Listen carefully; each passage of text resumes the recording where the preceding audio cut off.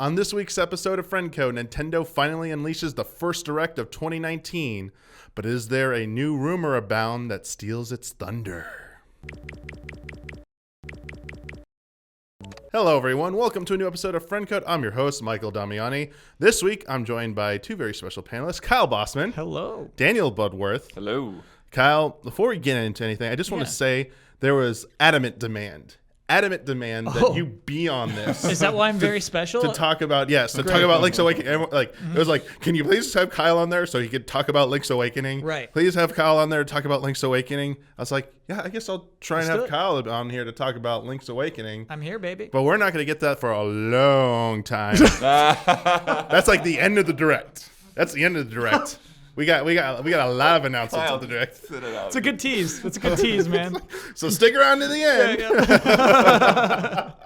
Oh man. So yes, Nintendo finally had their first Direct after everyone's like, it's coming in January. It didn't come in January. It came in February. Roughly 35 minutes long. I get why, because it was over 35 minutes, and I guess roughly 35 minutes is a better way than saying it'll be over 35 minutes or whatever. And sticking around for that last 2 minutes was very worth it. But right off the bat, let's dive into this Direct. Okay. A lot of announcements. Right off the bat, right after the Nintendo Direct logo rolls, boom, Super Mario Maker 2. Before you even see a person on the Direct, just kicks it off with that.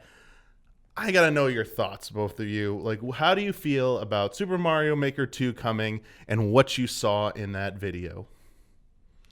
Okay, so it starts off looking like Super Mario Maker flat out, right? You don't see any improvement, and they kind of gradually reveal the improvements and changes throughout the trailer. First being slopes, which is, so fun. Since Mario 3, we've been able to slide down a slope and knock out enemies. Feels good. You can slide down backwards and hit with your butt. Love that all my life. So it was a weird reveal to me, Damiani, in that I guess you wouldn't know it's a 2 unless they added the 2. Do you know what I mean? I guess it wouldn't feel like a huge sequel, this is a whole extra step up. So you think just the changes there were a lot of changes in that video, yeah, but are you arguing that unless dozens. you were a veteran who was familiar with Super Mario Maker, you couldn't tell those differences? Like superficially, there wasn't enough to inform you that this was really a 2 versus it's just Super Mario Maker coming to Switch, just the original version. Right, like even 3D World is a new aspect of it, but 3D World looks effectively almost identical to the new Super Mario Bros. World. Because they're keeping it in the 2D side-scrolling perspective. Yeah. And so I'm extremely excited. It's been one of the games I wanted for the Switch since the Switch was announced. One of my favorite Wii U games, absolutely. I'm nervous about playing without the touchscreen. Obviously, they've made some adjustments to accommodate that. Like the new wheels are really cool. You won't have to shake your stylus to upgrade your things. You just have these cool wheels that appear. I'm extremely, extremely excited about this game. Real quick, though, we did. It's not a question I included in here, but there was a question I saw asking, do we think that the Mario Maker 2 will come with the stylus packaged in? Because I guess the original Mario Maker came with one. What? The original Super Mario Maker came with a On stylus. 3DS. On 3DS. Did it? I mean, on Wii U, you got one. You got one right off the bat. Yeah. But I'm saying, could it come with one, do you think? Just to because you were saying... I think the Vox version probably could. Could it? And would that really alleviate, or do you think the wheel tool thing is going to be enough that you don't really need a stylus? I'd love a stylus. Yeah, I think people would want one. Yeah, I think they would. And you're too. right. The Switch is light enough; you can kind of hold it with one hand, and it'd almost be less cumbersome than the Wii U gamepad. Yeah, I can see that happening. I would love that. I can see if you had stylus only input, you'd probably remove the Joy-Cons, even make it lighter, just hold it like a tablet style. But then you want to what I love about the Wii U is being able to flip between development and gaming at the same so quickly. So you'd want to keep them on there, really. What about you, Bloodworth? What do you think about this announcement? I think it's good. I mean, I'm more excited just for the potential of Don's levels and Kyle's levels. I never got into making my own levels that much. I think I just kind of dabbled in it and then I don't know, got distracted. I think I got that game and another game in the same year for Christmas, and so it's other game, I'm off to the races, and then get back to Mario Maker itself. Except when we were doing stuff with it. But yeah, very interested. Somebody pointed out the fact that Luigi's on the cover Yes. So- Actually, there's more than just Luigi on the cover. And Whoa. there's some blocks and things. Yeah, so there's actually a lot of like things that were in the trailer, but specifically what you're talking about with the box reveal. Yeah. So apparently it hints at there's artwork on the box that shows Koopa Troopa driving a car, like driving some kind of like automobile looking thing. The go-kart thing. Yeah, That's the where that's go-kart from. thing. There's one of those. How did I miss that? Luigi, Toad, and Toadette are all on the box art, though Luigi's the more prominently featured one in the logo now. So could they all be playable?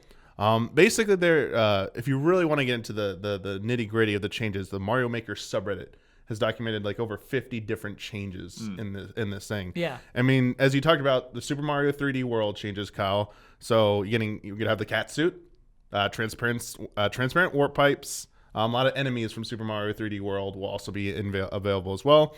Vertically scrolling levels. That's something that wasn't there before. And that custom scrolling we saw with the airships moving like the bird icon up, and then it like kind of like diagonally scrolled up like that. Apparently there's going to be coin collecting objectives. This is something that actually really excites me. As someone who likes to make levels that are about exploring more than defeating enemies or getting through it as fast as possible, I'm really excited to have different types of objectives in a level. So, like, the idea of like, hey, collect 10 coins, I hid them in this really cool world or this really cool city or something is pretty exciting. Yeah, like I think it's going to give people more freedom, Kyle, because there will be custom objectives like that, and it won't necessarily just be reach the the flagpole or reach the end of the level. But I think the kind of thing that people might be inferring from Mario and Luigi both being there in the key art is somehow being able to like cooperatively build a level. Yeah, because they're both wearing the construction gear. Yeah. Yes. I mean, and so I think count on it. Like I think that could be this weird in a way kind of a workaround to being able to hold the Wii gamepad, the Wii U gamepad in your hand and see the thing on the TV is like it's basically like you connect like multiplayer with two switches, similar to maybe how Mario Party did. I'm also like thinking about this, Bloodworth. I can see that as a possibility. What do you guys say, Kyle? You look. No, I never even considered that's genius blood. Yeah, that's a pretty good idea. Now I'm gonna have to buy 2 Switches. But I'm also thinking about what if they, if you have the online service, what if there is a way to do kind of like a Google Docket essentially, like your course.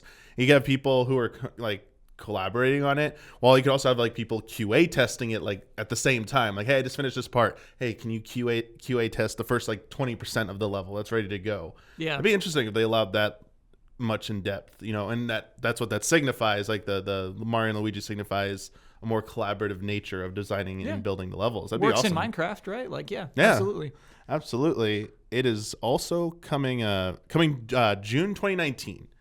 So it's a summer title. Yeah, that's a big deal. But it'll be E3 mess. I think it'll come after E3. Yeah, I think sure it'll be like come out. Yeah, I hope. At least I hope it does. I hope it doesn't come out like the week of or week before. That'd be a nightmare. That'd be a bad idea. Also, one thing I think would be a bad idea for that is where our first patron question comes about, because there's an aspect of this that I'm curious about. And this first one comes from Andre Funk. Do you think that accessing other user-made levels in Super Mario Maker 2 would require a Nintendo Online subscription? Oh. Here we go. Yes. And also... Yes, though, right? Yes. It will. It totally will. Yeah. Do you really think so? I say it should probably come after E3 because this is a very online focused game with designing the levels and sharing them. It'd be weird to try and do that during E3. Mm-hmm. Yeah, I'm curious. I wonder if there's like some kind of like half-step compromise or something they might do where like you can buy the game and you can download levels, but you can't do like if there's a co-op creator, like you can't do that. But you can download levels and play them because you don't play levels online, or maybe you can, and maybe that's restricted to where like you can download levels, but you can't play multiplayer without the online service. Do you think they might split the difference in terms of like you can download levels, but you cannot upload levels unless you're or some like thing like that? Because I kind of feel like it's gonna be it's going to be an all or none, and I think the workaround would be you can share your levels locally with your friends or something like that if you don't have the online. Right, you could save them and have your friends Or play. maybe they put a cap. Maybe there's a weekly cap. You can only download X amount of levels or upload X amount of levels in a week if you're a free member, but if you're online, it's unlimited. Yeah. You know, I don't know. I don't know, man. I mean, you know, Smash Bros. You have to pay to play online. On Wii U, you didn't. You know what I mean? So it's like I don't think you can use Wii U as a precedent. I think they'll absolutely try to make you pay for online to play this. I guess I just think it's a different thing because you're not playing online. Right. I guess mean, as far as we know so far. In terms of like how demanding it would be on your connection and their servers and everything. I get what you're saying. And like the file sizes on those things, it's nothing. Right. Also, this is a way more important part of the game, I would say, is the creating and sharing and downloading of levels for Super Mario Maker. Mm-hmm. I think it's more integral. Online is a significant component of Smash Ultimate's online, but at the same time, you have a very meaty offline and single player experience there. Whereas we're not entirely sure if Super Mario Maker 2 is going to offer anything like that. They got some good levels to play. We're assuming. Yep. Yeah, we're assuming that. Yep. And I hope it does. Otherwise, I think that strengthens the argument that they should probably let you have a little bit of a free-to-play experience. Actually, I really hope they do the same thing where they gate your access to tools. Super Mario Maker 1, like you do most of the stuff straight off the game. Like when you first open it, it's like time gated. You have to like earn the right to use the more complex pieces. So they don't throw too much at you, so you're overwhelmed. It actually, I like that. Little Big Planet made you go through tutorials before you could unlock things too, and I like that as well. Oh yeah. It just keeps it from being overwhelming. They won't allow you to be overwhelmed in a way, and I don't mind that. I wholeheartedly agree with that. Even though, like, you know, we'll hop in. We already know how to use all these tools. We're very familiar with them. Like, I think it's still creatively a fun thing to do as well. Yeah. Here's my one criticism before we move on, Damiani, which you've already debunked, is the way I feel about the Super Mario Maker 2 and 1 is kind of just like, hey, we're going to allow you to make a lot of the stuff using the same tools that we already had. You can't – there's nothing outside of what has already existed in a Mario game. And so I think, you know, it'd be cool to see things that are like outside of Mario games. I mean, obviously, like, sure, you can pilot Bowser's like cool little clown bulb. But yeah. Well, you could also, you had those like the weird mystery mushroom things where you change in all those Amiibos. Characters. The amiibo characters. Yeah. I love those. Hope those will obviously continue. They're so good. But the idea of like a Koopa driving a cart and putting that in my level is really exciting. And that's where I think the potential is. Like they should be going nuts in Mario Maker. They don't need to follow all the rules of Mario games. They can do some truly wild things here. And that's what I would want to see more of. I have the same hopes, Kyle. One of our questions actually asked about what new things we could expect to see or hope to see. Cool. And one of them regards we saw Super Mario 3D World's art style. Mm-hmm. And so Alex McMillan wants to know, in regards to the gorgeous new style sheet for Mario Maker 2 based on 3D World, do you think we'll see any other new styles? And if so, based on what? I personally would love to see them try something left field like a Paper Mario style sheet. Oh, that's a good suggestion. That's nice. That's nice. I was thinking 64. I was thinking 64 could work, and the way it differentiates it is that you get all of his moves. You get the punch, you get like the backwards flip and triple jumps, and like wall jump. Well, I guess the other one already has wall jumps. Yeah, I guess that's the thing that's kind of weird about him, though, is, I mean, there's nothing you can do unique in a specific look, is there? Like, they're all just skins in a way? Yes. Yeah. Oh, no, totally. There are, like, in Mario Maker 1, there are some things there are moves you can't do in some modes. Oh, okay. And there are, like, items that will not appear in some modes. Got it. Okay. Like, the Tanuki tail will only appear in Mario 3 mode. I'm assuming, like, the cat bell will only appear in 3D World mode, probably, too. So... Okay, that makes a little more sense then. Yeah. For some reason, I got stuck in my head that like it's just a visual thing. You could swap between them without any consequence. Yeah. But no, that's a huge difference in design. Yeah, but even like some of like the 2D elements, like what was a tree would turn into like a steel beam. It's like, what? Come on. Stuff like that. So yeah, like it definitely changes. Like it's not like you can just swap all across and your level will work perfectly each time. Our last question, in a nutshell, from Joseph Caruso, basically asked, do we think that... Wait, I want to hear what Blood wants. What? Oh, sorry, yeah, we didn't ask what you want. Thanks, visual style. Yeah, what do you want? Oh, goodness. Because, sorry, Wild Blood thinks the 64, like, Yeah. the idea of, like, the coin collection thing is, like, with the 64, you can have more of an exploration style level. If you have verticality and things like that, you can make a really cool 2D level with that visual style. I really want that. And it's happening. Like, the question is, like, will more appear? The answer is absolutely. Oh, yeah. Will. Yes. It's just, like, how many more new ones will they do? And you know, Yeah. what cool new, like, items or, I'm trying to think about things what's will come left, with but that. maybe Mario Land 2. Super Mario Land 2? That'd be so 6 cool. golden coins? Yeah, just Game Boy style.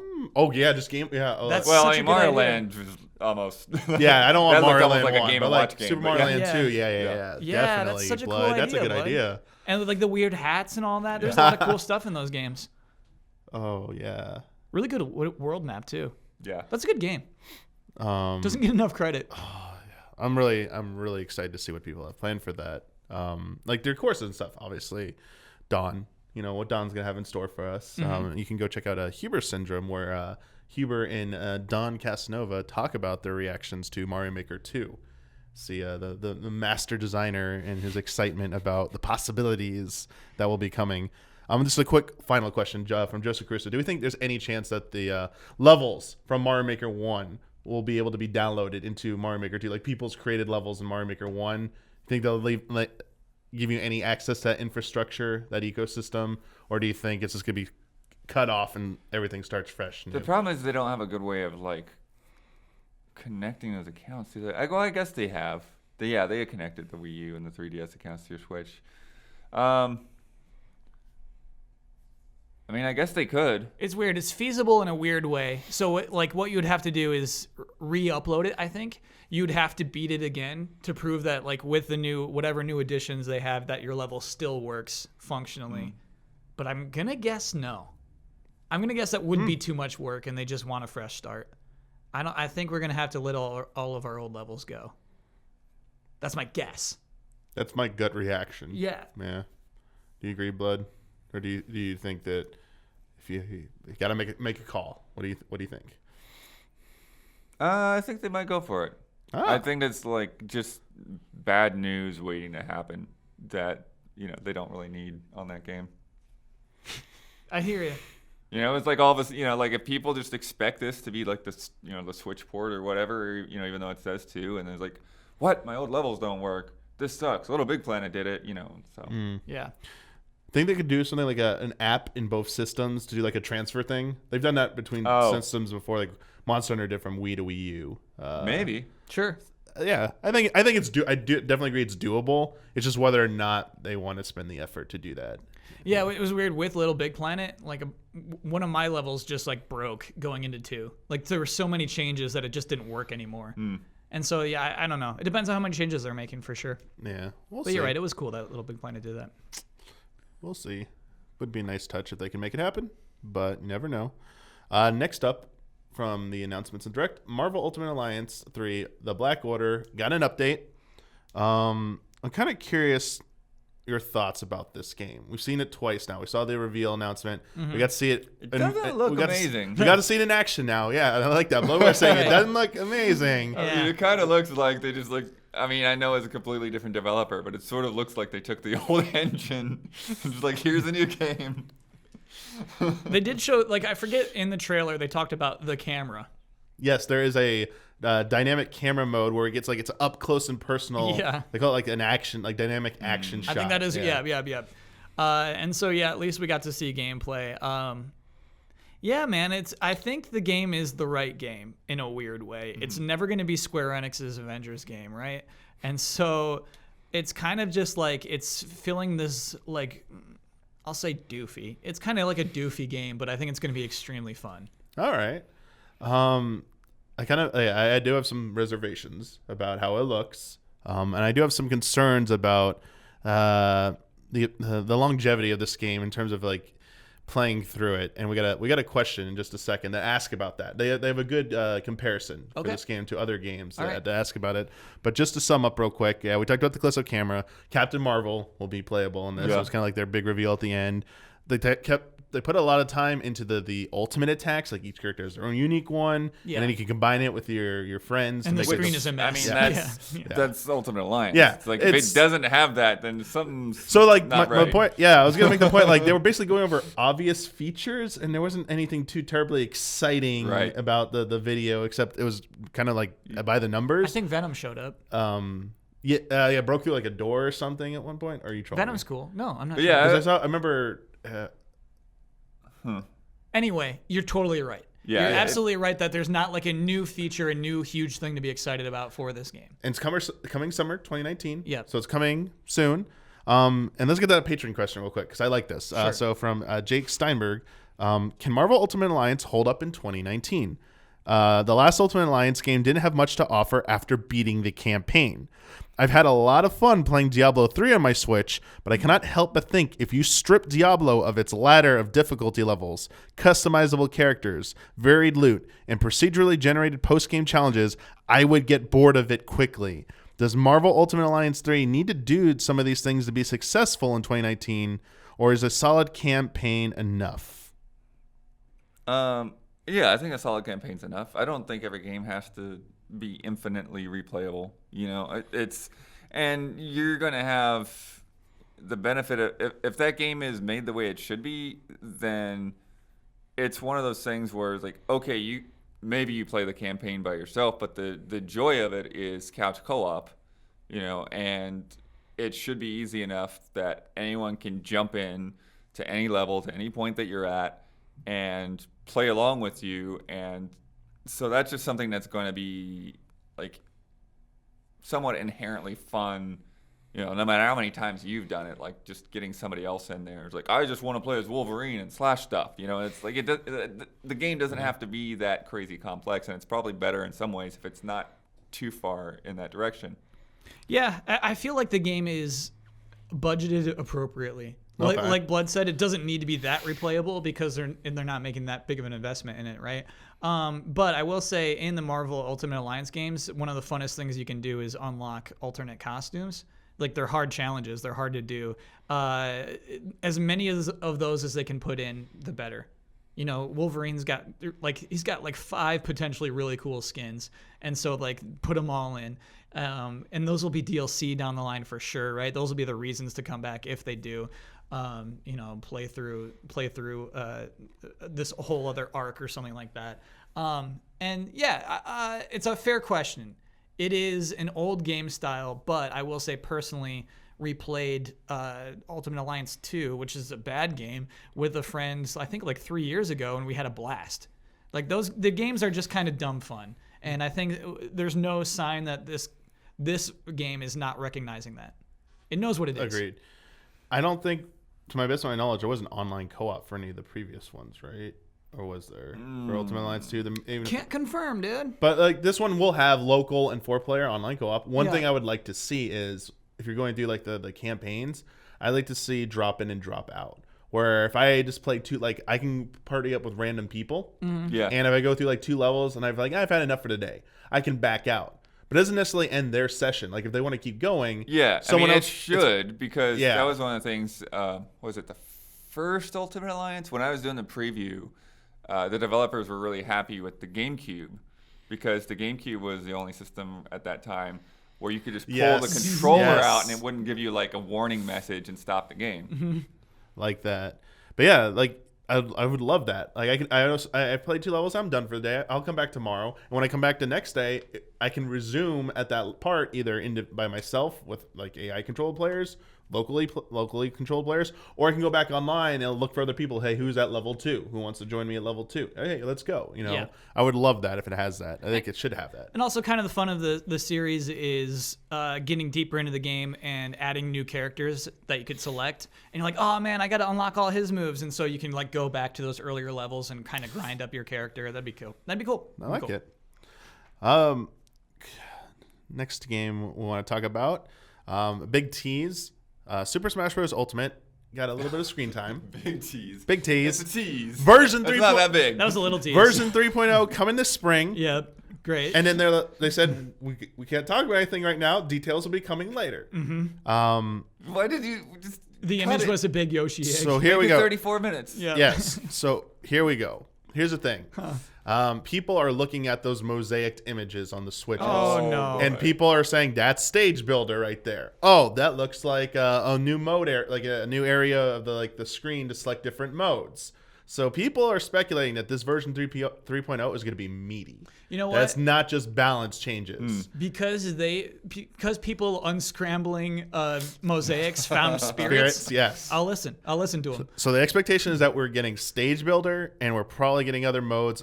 Like stadium is probably coming, like the stadium stuff that wasn't there at the beginning. So home run contest, Oh, cool. break the targets, probably maybe some new stuff. Break the target seems a little much, but if it's there, I'd love it. I mean, we'll see what they have. It's a lot. That's a lot of levels to decide. They also showed Joker's in-game model.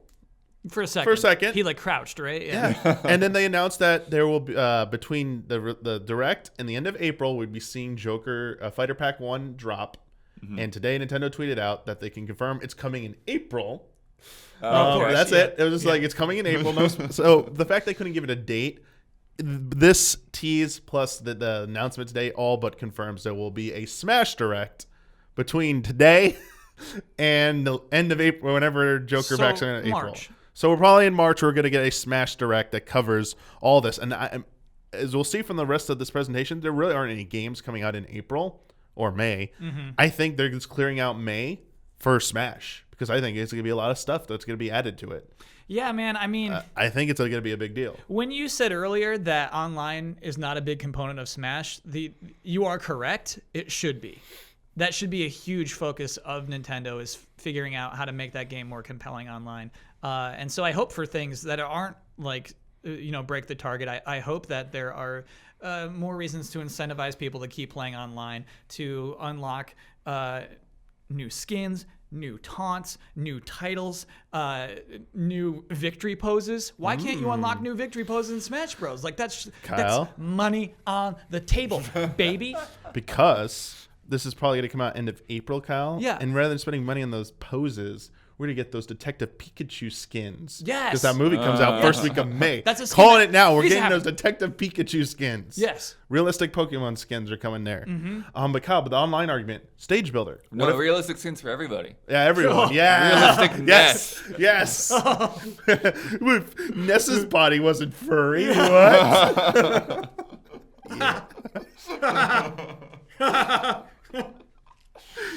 No. Okay. But the argument for compelling people to buy into online, play more online components. We talked about Mario Maker 2 levels, like whether or not it's going to be required online to participate in sharing and downloading. Mm-hmm. If stage builder is a real thing, same thing. Is that you also need online to upload and download other people's stages. Yep. What if they have leaderboards and stuff tied to any of these new home run stuff, or not home run, sorry, stadium stuff, and you can't view leaderboards or something unless you're an online person. It's just here's your best time, but we're not gonna or maybe you can download Ghost or videos or something of just more functionality. Yeah. It's not the best, but the more they can add on to that, it sucks. That stuff should, I'd argue that should just be free and you shouldn't need to pay an online service fee. But if Nintendo's trying to be giving more incentives for people, hey, we know what you will actually pay for. Yeah. That's starting to push in the right direction, I think, in addition to just playing online. New online functionality stuff though, Kyle. Yes. I think this update's going to talk about online stuff. Good. Whether it's going to be, hey, we're working to fix, if they're going to do anything to try and fix this, your connection to people, or just offer more alternatives for stuff to do online when fighting people, this is the time. Version 3.0 is the time to do it. That's it for Smash. Smash always comes up every week. We talked about it for longer than it was in that presentation. Oh, by far. Yeah. Yeah, that's true. Next up, Bloodstained Ritual of the Night. Deceptive, because it seemed pretty matter of fact. But after diving in a little bit more, there was some more stuff in there. Oh, yeah? But yeah, how do you feel about it? And that was probably the most comprehensive look we've seen of that game. The game's come a long way. Yeah. It's weird though because I think still so far I feel like Curse of the Moon just resonates better. The aesthetic. But yeah, I'm interested to see how it plays, how it's improved. But yeah, just from seeing it. Yeah. Like, well, here's just the game again, and here's the announcement for its release date. But what else was in there? I mean, so one of the new reveal is the character customization. You can, Oh, right. Oh yeah, and changing how like to green Which I skin thought was and all kind that. of okay. yeah, they But, had I don't care. yeah, they had that. I was curious about like aesthetically and like the mechanics you were seeing. Did that like kind of entice you? Did it make you feel good about the direction they've gone with this game, or were there any concerns? There's one point in the North American Direct I will just call out. If you don't remember, there was a framey part during a platforming sequence. No, and I it don't remember that. wasn't the Was video. it the During the part where gears. like the world is like shifting and it, like 180, like it's just like moving around? It was just, part like, of that. huge It was round? jumping. No, it was when the world was wrapping around. They were showing like the limits. You can go beyond limits of 2D with Yeah, like yeah. 3D I think and that's jump what I'm between thinking of. gears. Yeah. Oh, It okay. kind of like stuttered for a bit. It wasn't the video, and it's still in the YouTube video that you can go watch. But I want to point out that the Reddit for this did some sleuthing in the Japanese Direct. Mm-hmm. They said that the Japanese Direct is based on the newest build of the game. And that did not have and the frame North problems. American build is built based on an older build, because if you look at the footage in the Japanese build, like no issues whatsoever. And they actually show more in the Japanese version. So apparently they got a few extra clips that weren't in our presentation. Cool. But yeah, coming summer, you know, I was mostly curious to like what you thought about customization, if that was anything. Sometimes I'm like, I think that Nintendo Directs must spend months in development. Just that thing that you told me, Damiani, that the Japanese audience got a different clip from the US audience. That's crazy. You know, just like the time that is put into these things, it's nuts to me sometimes. The coordination that's involved. Yeah. Yeah. It's I would love to like see you know, a behind the scenes peek of like different territories having to work, because I always thought like someone just does the capture, cuts the trailer, and then they send it to other territories like raw essentially, and like do your dubbing or subtitling you're gonna do. But even I think the sequence of shots was different for the ones they even used. So and I think they went in more depth about like some item system and stuff in the Japanese version. Cool. That I don't think it was any new information, but it showed you more. Just another cool kind of like point out of differences between the directs that we get, that sometimes they're not exactly the same. Yeah. And we're interesting Nintendo does this, because I don't think, I'm trying to think of instances where any other company, like the big three, like Microsoft or Sony, doing like a press conference where it's different in different territories, because they don't do direct style videos. And we just straight up watch their TGS press conferences. Yeah, it's weird. Yeah. Even not Xbox Live, the Xbox show. Why am I forgetting its name? The monthly one. Access? Because isn't it pre-recorded sometimes? Yeah. Yeah, sometimes, yeah. So sometimes, like even that, I don't think That they Mexico do any City differences. one was for sure. I'm really sorry that we forgot the name. But anyway, Insider? Yes. inside Xbox. It's inside Xbox, I think. There, that's it. Yes, thank you. Nice Anyway, one. Saved us. we're not. Yeah. There was a Kotaku article that just called out that particular show. It's like Inside Xbox Yes, is not they working. said it wasn't working. Yeah, it's like, whoa. And they were like looking at like it's not a Nintendo Direct. It Yeah. like doesn't do that. It's not as good as It's a press way conference. too focused on the like special editions of consoles that are just like literally like a games box on the front of the box. You know, it's But still, like if Kotaku had an article that's like the Easy Eyes podcast is not working, I'd feel so attacked. You know, it's like it's just a show. You know, it's like, oh man, brutal. Well, did you see the PC Gamer article about Ubisoft reports great earnings and did not have to lay off 800 people? Yeah, called out for sure. They know what they're doing. The headline. All right. That's brutal, but so fair.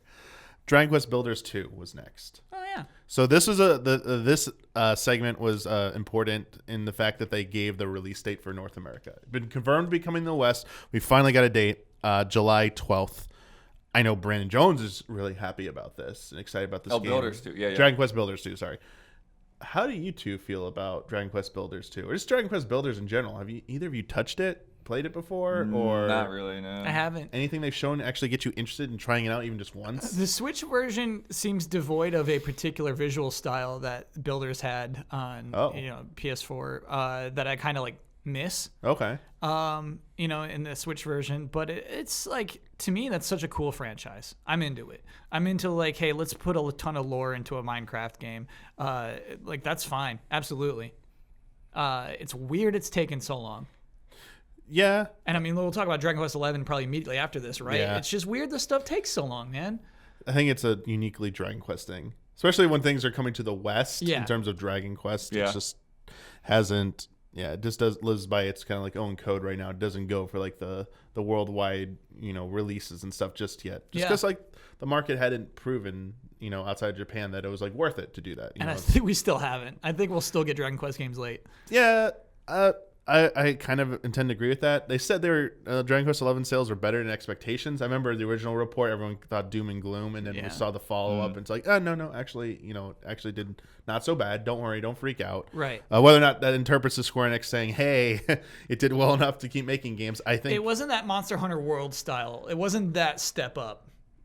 Right. Right, like Monster Hunter's always had a hard time penetrating U.S. market, global market, really, and then it did, just poof. I thought Dragon Quest 11 would be that for Dragon Quest, and it totally wasn't. I know there's counter arguments to this, but I kind of expect what we're talking about next to be the answer to that. It'll be like the final, the 1-2 punch. The first punch was Dragon Quest 11 coming to the West. The stronger like right hand punch coming through, that right hook is going to be definitive edition, which we'll talk about in a sec. But sure. I want to get Dragon Quest builders just quick more shout outs with the features they talked about. So new to Dragon Quest builders 2, you can dash and glide and explore in first person, and you can swim underwater. Breath of the Wild. Yeah, there's gliding. So all these gliding. The simple traversal mechanics like that can make experience so much more meaningful and enjoyable. Honestly, Kyle, think about it. If you just like, Damiani, I'm not buying it right now. Hi, I'm just walking across my Dragon Quest Builders world, and Dragon Quest Builders 1 up here. I'm like, yo, check out what I can do. Swoosh, just gliding around, sprint, and then you like, sprint straight into a and then you go jump into the water and start swimming. Like, don't you wish you could come play with me over here? And he's like, looking over the fence, like, that's so cool. Mom, can I go play at the Dragon Quest Builders 2 park? No, I'm like, I already have a really cool castle built. You want me to start my castle from fresh? That's the stern mother. Like, you've got your toys over here. I just bought these for you, honey. Yeah. Like, finish playing with them first, then maybe later you can go out and get the new one. It's cheap, but I think first person's cool. Because it harkens back to like the combat of Dragon Quest, the series known for. Also Minecraft. Yeah. I think it's there because of Minecraft. Well, I also think it makes it a lot easier. I remember, Jones having to get into weird angles, just trying to decorate rooms and stuff and place things. Okay, that's actually kind of important for just people for who love doing that. Yes, that is an issue. The final thing it's going to have retro maps. So when you look at the world map, it's retroed, like 16, 8-bit, or it's either 8 or 16-bit, I forget. So it's going to look like an old school Dragon Quest map. Forgot about another Dragon Quest 11 thing that was shocking. Yes, let's just dive into Dragon Quest 11, man, because there's so much. And again, July 12th for Dragon Quest Builders, but Dragon Quest 11 S Definitive Edition got a big chunk of this. There were 3 points. Wait, is Definitive Edition in the title? Yes. Oh. 3 points. Koizumi. The direct was presented by Yoshiaki Koizumi. 3 times he said, "Let's take a break from these headlines. Fade to black. We get to see a game that was focused." Yeah. And Dragon Quest S Definitive Edition, they spent a long time on it. How'd you feel about that trailer? Because when we were watching it, I know Bloodworth, you were there with us. The weird narration, was like way too long. The voice actor just describing everything that if you've played this game, you know this already, and it just felt a little too intrusive. I was like, I don't need this.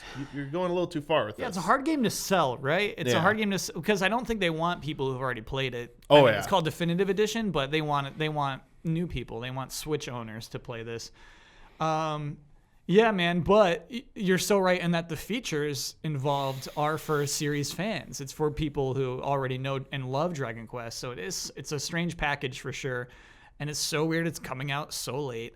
Like the 16-bit, like you can play this entire game in this weird 16-bit version. Well, is that's the insane 3DS. To me. So yes, right, they were literally just taking the 3DS version, which is that what the 3DS? So the 3DS version like had the two screens. One screen would display it in like 3DS 3D graphics, and the bottom would be 16-bit sprite work. And they're literally just taking that 16-bit sprite work version and applying it to the Switch version because the 3DS version is never coming out outside of Japan. Sure. So if you look at them side by side, was already it's already been done. Okay. It's like exactly the same. That makes way more sense to me now.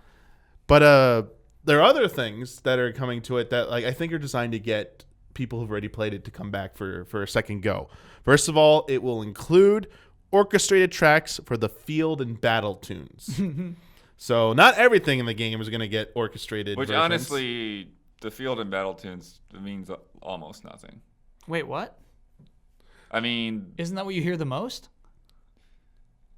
to a degree, but like there's like all these, the town music and event music and all of this other stuff. Well, I mean, there's a lot being left out. I do remember yes. Jones hating the cutscenes because the music was bad during cutscenes. I do remember that. Yeah, like the battle music, I think is probably mostly just like the same song through most of the game, right? They didn't mix up the battle music all that much. And there's different battle tunes. Mm-hmm. There's the regular. There's a boss battle. I only played to the end of the first arc. I think I heard maybe 3 different battle song variations. So maybe and I don't know if they more than change that's them getting up. credit for. Yeah, I don't know if like in different phases of the game the battle music changes.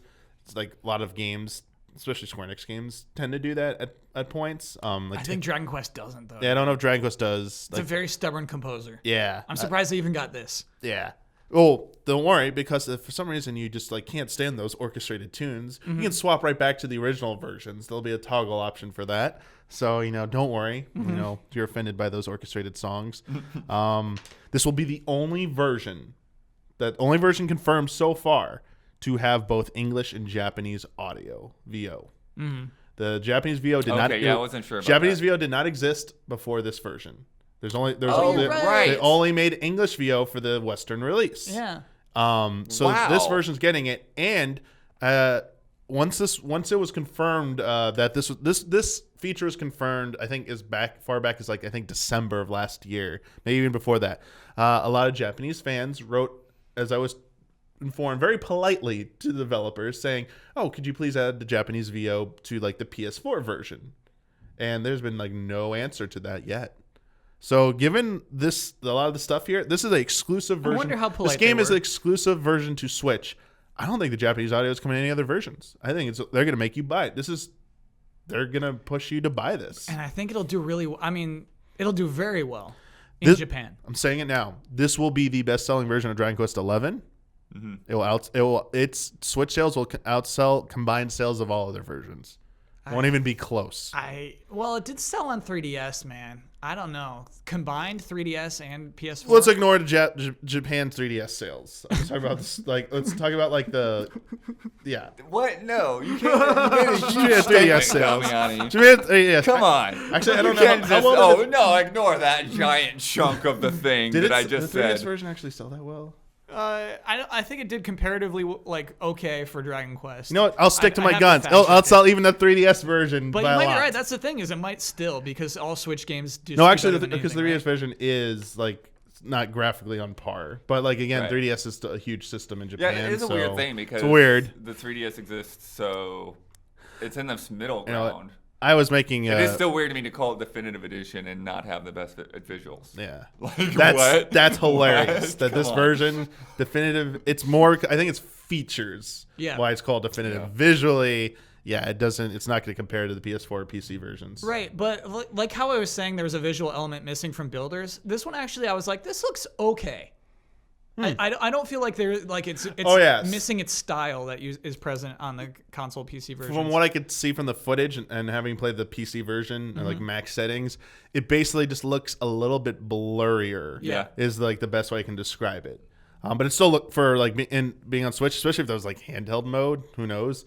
It looked pretty decent. Yeah. Much better than I expected. Touching on that point, and sorry to skip ahead, Damiani, but I was floored at the gall to call that Assassin's Creed 3 remastered. Remastered is like, what? You made this worse. Well, that was. Do you know I actually called it demastered and then timestamps? Bloodworth. A little editorial there. I think I actually typoed at first. I'm like, no, that's fine. okay. Yeah, We'll just leave that. That's Yeah, well, it probably is not going to be a typo. The last thing I want to say about Dragon Quest XI. Sure. Sorry, they said there's going to be new content tied to each character's storylines. Each character has an arc that you explore in the game. So there's going to be new stuff for that. So there'll be new story content as well. I would have to say, and it's coming this fall exclusively to Switch. I think two things. One, there's a lot of features in here. I think they're going to like get a lot of people to come back and play it again. And I think it will get a lot of new people to play this because people like, I have a Switch. This looks cool. I'll get it. I'm hearing good things about it. I think you will see that. And two, I think this game is going to be a big deal for Nintendo here in North America come this fall. A lot of people leave it off their list of the big fall titles we know about or expect. It's usually Animal Crossing. At this point, it's Animal Crossing, Pokemon, dude. Pokemon, Luigi's Mansion 3. You know what then? No. This is going to fail all over again. What? This will fail all over again. No. Fire Emblem. This game is Fire going to Emblem's get in July. eaten. It's going to get consumed, dude. No, I don't think so. Astral Chain's August. I think they can find a month because I think Pokemon will be November. I bet if Animal Crossing is coming, I bet it's probably September? Maybe. Yeah, I think early summer. I think so because I think September gives you one good month before they like just to be a normal month before you kick into like Halloween party and all that stuff. Yes. I think Dragon Quest is gonna be October, and like the end of fall. Yeah. Yeah, Kyle, I don't agree. I think it will. I think it will be a big focus of Nintendo. I think they're gonna push hard. The fact it got such a big spotlight in this trailer or in this direct, makes me think that because Nintendo is publishing this in North America. I think they're publishing it in Europe. I looked on the European site; it didn't have a definitive thing saying that they were publishing it. I bet they are though. Nintendo. I bet they are. Yeah. So Square Enix self-published it in Japan, but Nintendo's handling, I think, in North America and Europe and possibly other territories as well. And I think it's a big deal for them. Sure. I do think so. Woo, Dragon Quest XI's. We'll see, man. I wonder. I'm not sure if because I didn't even finish the PC playing it on PC. I don't know if I want to start all over again. You weren't driven to, dude. We'll see. Even Huber, he's like, man, I'm 90 hours in, and I can feel the exhaustion. I heard how long it was. Brad's game of the year, right? Like, it's not a bad game. It is a beloved game for sure. I just don't know if it's going to have that power a year later, dude. It's just one of those things that, the RPGs, they get too long. Like, I love Dragon Quest VIII, but, like, I remember, like, I was wrapping that game up, like, when I was starting at GT, and, like, Shane was, like, having us write GT blogs and stuff like that. Yeah. Oh, the blogs, dude. And I was like, I think my first blog was like, Dragon Quest VIII is officially too long. You know? I actually really liked those blogs. Those were good. This next one. Yeah. We gotta go through this a little bit faster. Okay. Not really, Cal. This What? next one. Okay. Out there. I didn't know about this stuff before. Disney Tsum Festival. I forgot about that. You forgot about it? Because I got to do Easy Eyes podcast after that. I forgot that game was even announced. Game announcement. Yeah. Stuffed Disney toys. So you go around and do stuffed Disney toys. They look like the Dream Eaters from Kingdom Hearts Dream Drop Distance. They look like That's what I was Nobi stuck Boy to me. That too. They look like They look that's like a good way. Tsum Tsums. They look like like a sausage Tsum Tsums. with a Disney character on the Tsum Tsums face. are popular. You just look at Target. Yeah, They get a bunch of little Tsum Tsums. I'm at a section. loop here. You can have them compete in various mini games that will support up to 4 players locally or online. And then there's the vertical puzzle mode. I guess that's like the normal one, the match them up, and you can do 2-player local or online with that. Coming this year, I have no idea what to think about this game, other than maybe a group stream. But am I missing something? Is this gonna be like a small release that very few people get excited about, or is this gonna be a bigger deal than I think? I think it's a bigger deal than you think. Okay. What? No. Yeah. Oh. Tsum Tsum is a brand, Blood. Oh. Why don't you think so, Blood? I think it just, I really think it's just like one of those weird little things, and it's kind of like a mobile game or whatever. It's like, all right, just like little quick party games, throw it out there, and get some brand recognition, and you're done. All right, I'm gonna go out on a limb here.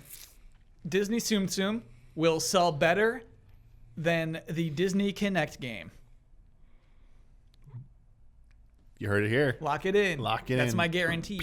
Okay. I don't Than know. all Disney Connect games. There were 2. Oh. It will sell better than all Disney Connect games combined. Oh. Yes. Now I made a statement. Nice. I like Blood, I think it'll do Dude, okay. Connect sales are ridiculous. I know they do. I know they don't make any sense. Blood's like, I know they get a little like bit tens of let me get those millions of receipts Connects for out you. there. MPD Yeah. had those numbers so Yeah. we can actually check them. We'll see. We'll have to see. I hope it does well. It more variety on the Switch. The more allure more publishers in, the better it'll do. It's a weird thing about the Switch, actually, Damiani, is that there aren't that many, we'll say, 10 and under games.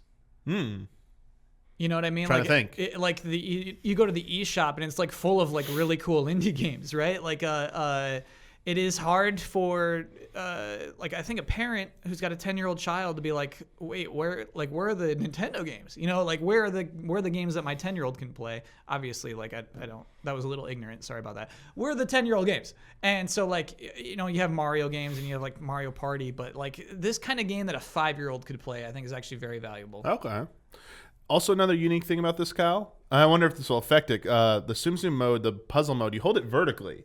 There aren't that many Switch games you play like that. Yeah. I've never tried to do that yet. I don't know how that, like, because you can't hold it. The Joy-Cons are on the top button. You remove the, like, that seems weird to me. Like, you just touchscreen? Yeah, it has to be touchscreen at that point. Because I think there's absolutely a mobile version of this. Okay. Of that particular puzzle game where you are slapping. Okay, I was assuming you used touchscreen in that because I was just looking at it, I was like, wait, how do you move? I was like, but no, Kyle, I'm kind of with you on this, that because that's one of their mission statements that they said is their next phase for Switch is beyond just one unit per household. It's multiple units per household, and their target is like children of the household. Yeah, and it's not covered in this at all, but that's one of the speculation that we talked about in previous episodes. The whole lighter, thinner, smaller Switch model at the end of the year rumored to be coming.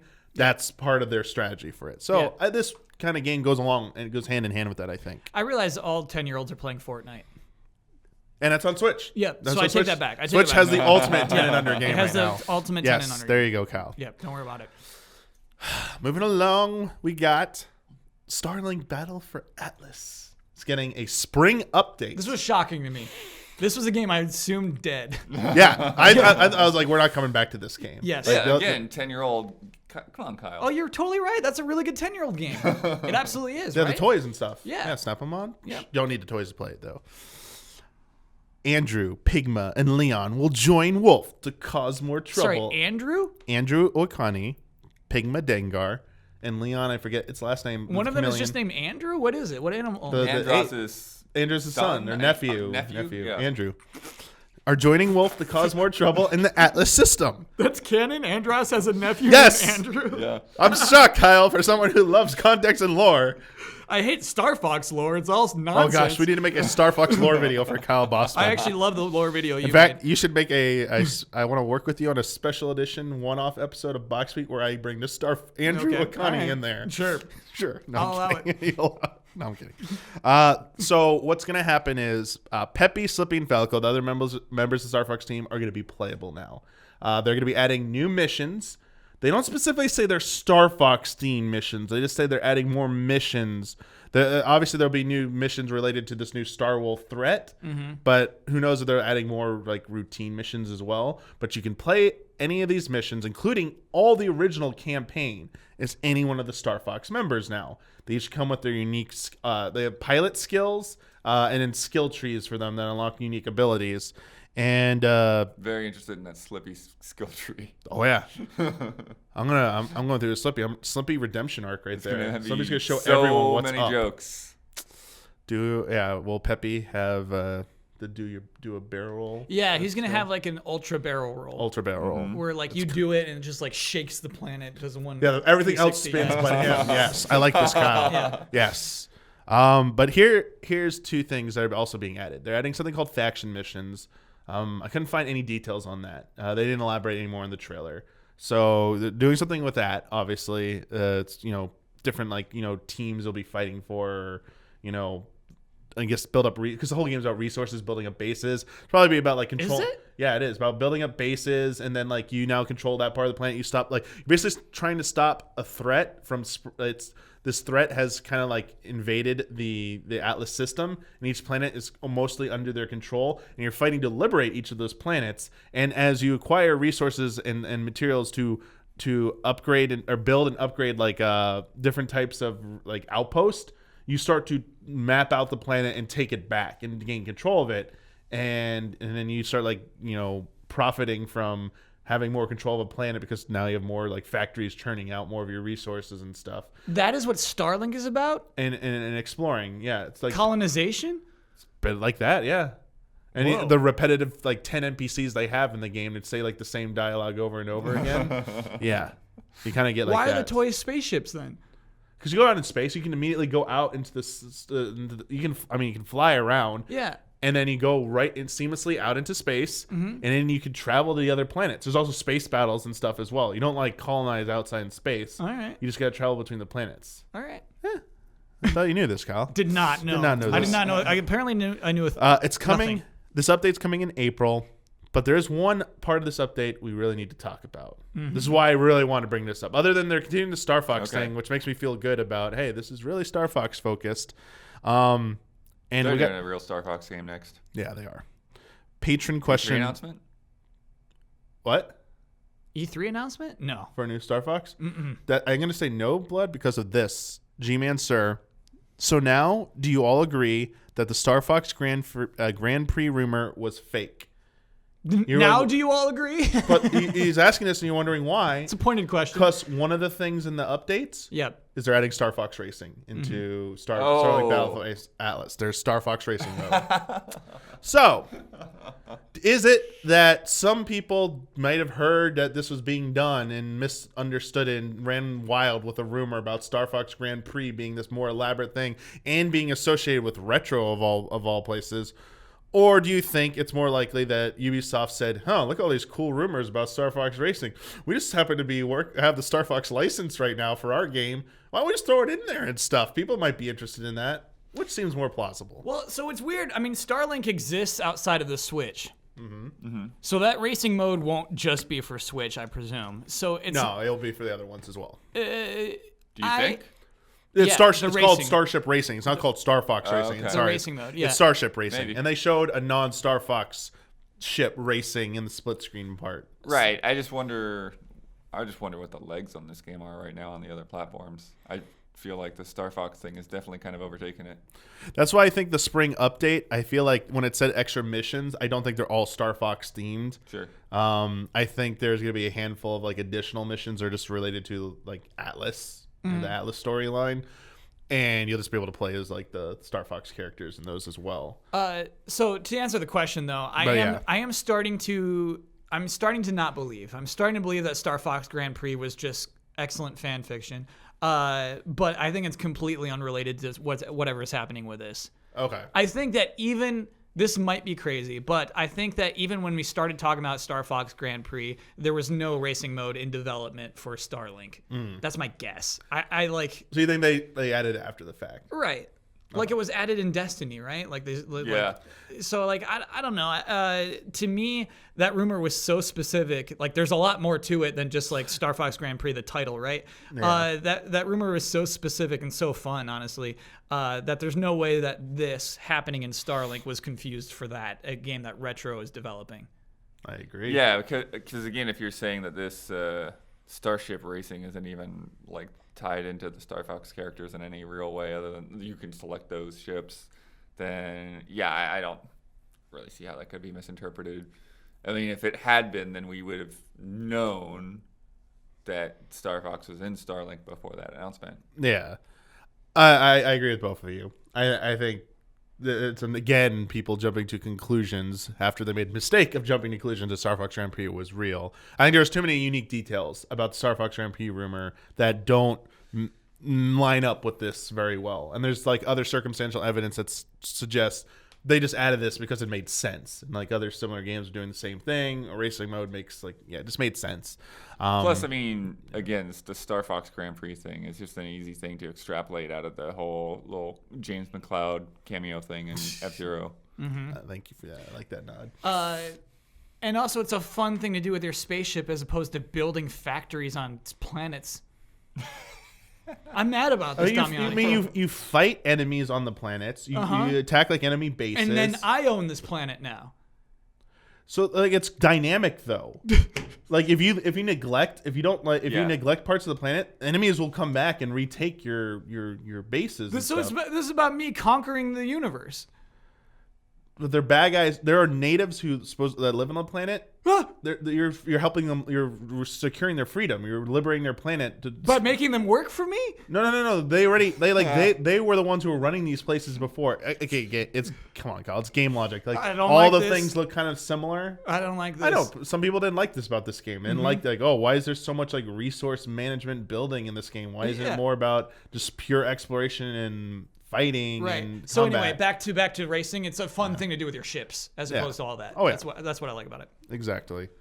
I just think Star Fox is always going to be tied up in weird rumors. It just keeps happening. Like, remember, was it the Star Fox Metroid crossover game? Oh, back, yeah. What a rumor. Like, was it years ago? That rumor had heat on it, too, is a weird thing.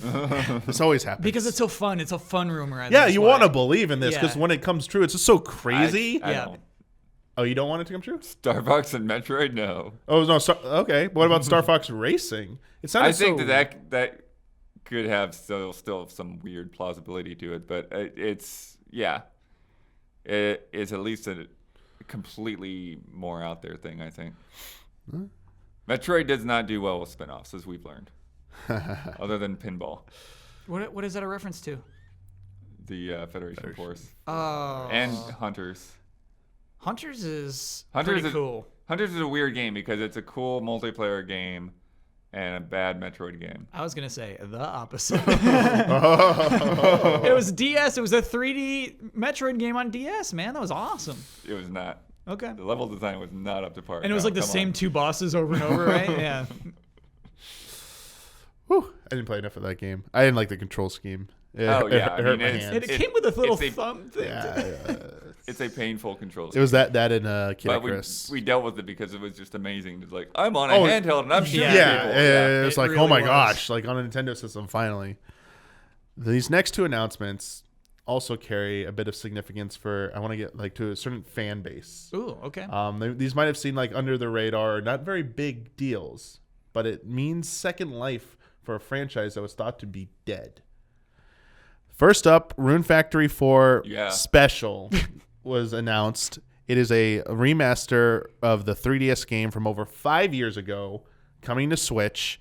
It's See, I didn't know the story about this game. That's why the whole announcement went right Yes. over my It was head. thought to be dead, Rune Factory? so Rune Factory 4 came out in 2013 on the 3DS.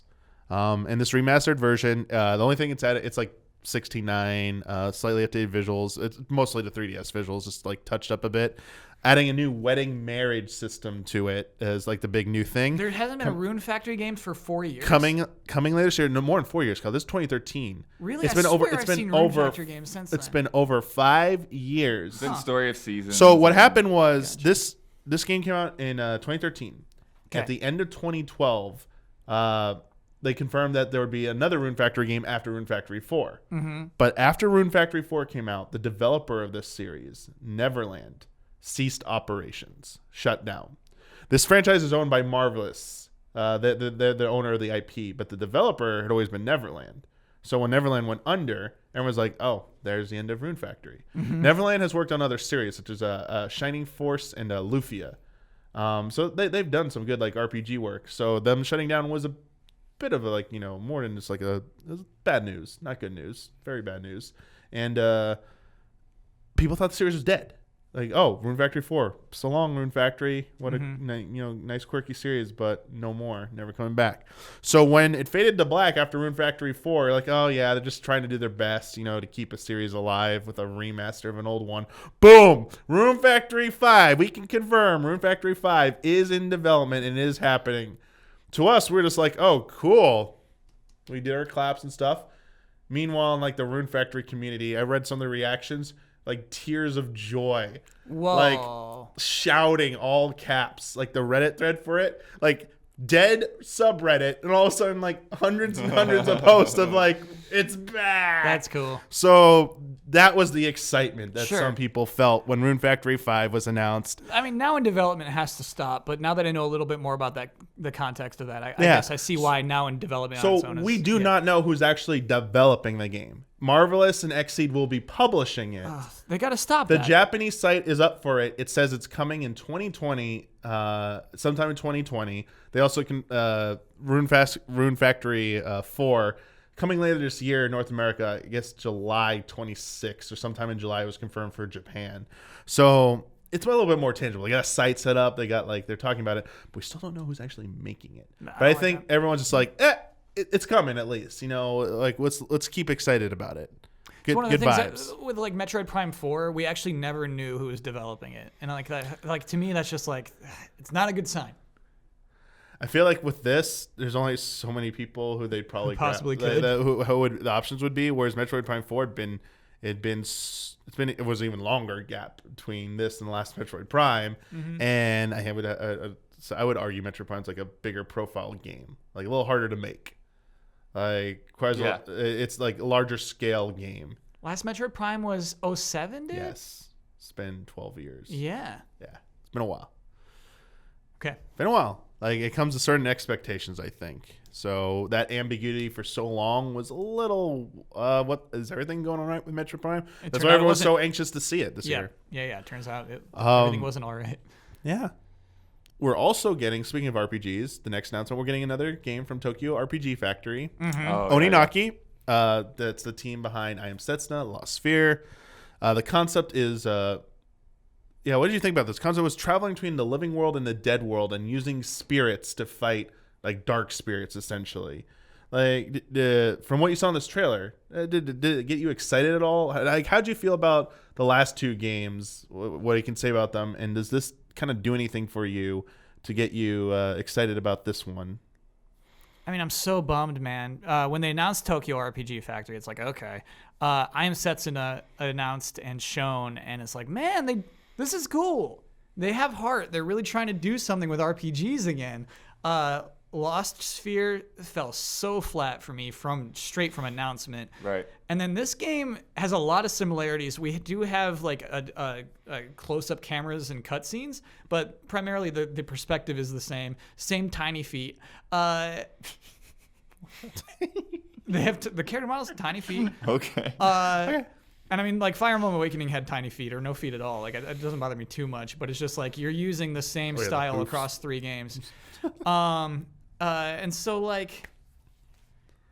I don't know. I think there's very little to be excited about with Oninaki, and that's I think what bums me out. I'm bummed out by this announcement, and I think it was a forgotten announcement by many. I was wait, why aren't people talking about this? And you watch the trailer again, it's oh, I get it. Do you agree with that, Blood?